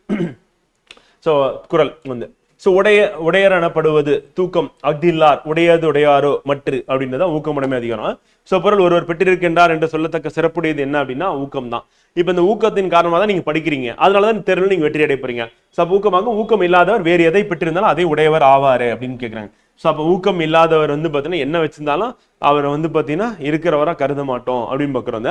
ஸோ அதை உடையவர் ஆவாரு. அப்போ ஒருவர் பெற்றிருக்கின்றார், ஒருத்தர்கிட்ட எல்லாமே இருக்குன்னு சொன்னா அவர்கிட்ட என்ன இருக்குன்னு அர்த்தம்னா ஊக்கம் இருக்குன்னு அர்த்தம். அந்த கார் இருக்கு, வீடு இருக்கு, பணம் இருக்கு, வந்து பார்த்தீங்கன்னா பொருள் இருக்கு, வேலை இருக்கு, அதெல்லாம் இல்லை. ஊக்கம் இருக்கா அப்பதான் அவர் எல்லாமே இருக்குன்னு அர்த்தம். ஊக்கம் இல்லாதவர் வந்து பார்த்தீங்கன்னா எதை வச்சுட்டு இருந்தாலும் அவர் வந்து இல்லைன்னு அர்த்தம். அப்போ அஃதில்லார் இல்லாதவர் மற்று அல்லாடி முக்கிறோம். அப்போ உடையர் எனப்படுவது தூக்கம், உடையர் எனப்படுவது ஊக்கம் அஃதில்லார் உடையதுடையாரோ மற்று அப்படின்னு பார்க்கிறோம்.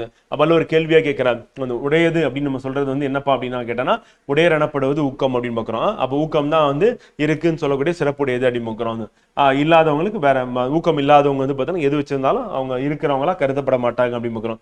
அடுத்து உள்ளமுடைமை உடைமை பொருளுடைமை நில்லாது நீங்கிவிடும் வந்து. ஸோ ஒருவருக்கு ஊக்கமுடைமையே நிலையான வந்து உடைமை ஆகும். அப்போ ஊக்கம் தான் நிலையான உடைமை வந்து. மற்ற பொருளுடைமையானது நிலைப்பேறு இல்லாமல் வந்து நீங்கிவிடும்.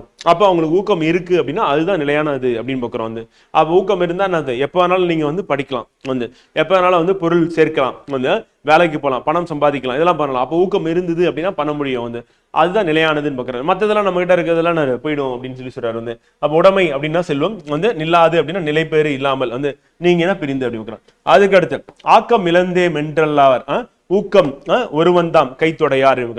ஆக்கம் இழந்தே மென்றல்லார் ஊக்கம் ஒருவந்தம் கைத்தொடையார். அப்ப ஊக்கத்தை உறுதியான கைப்பொருளாக உடையவர். எம் செல்வத்தை இழந்து விட்டோம் என்று வருந்தி கூறும் நிலைக்கு ஆட்பட்டார்.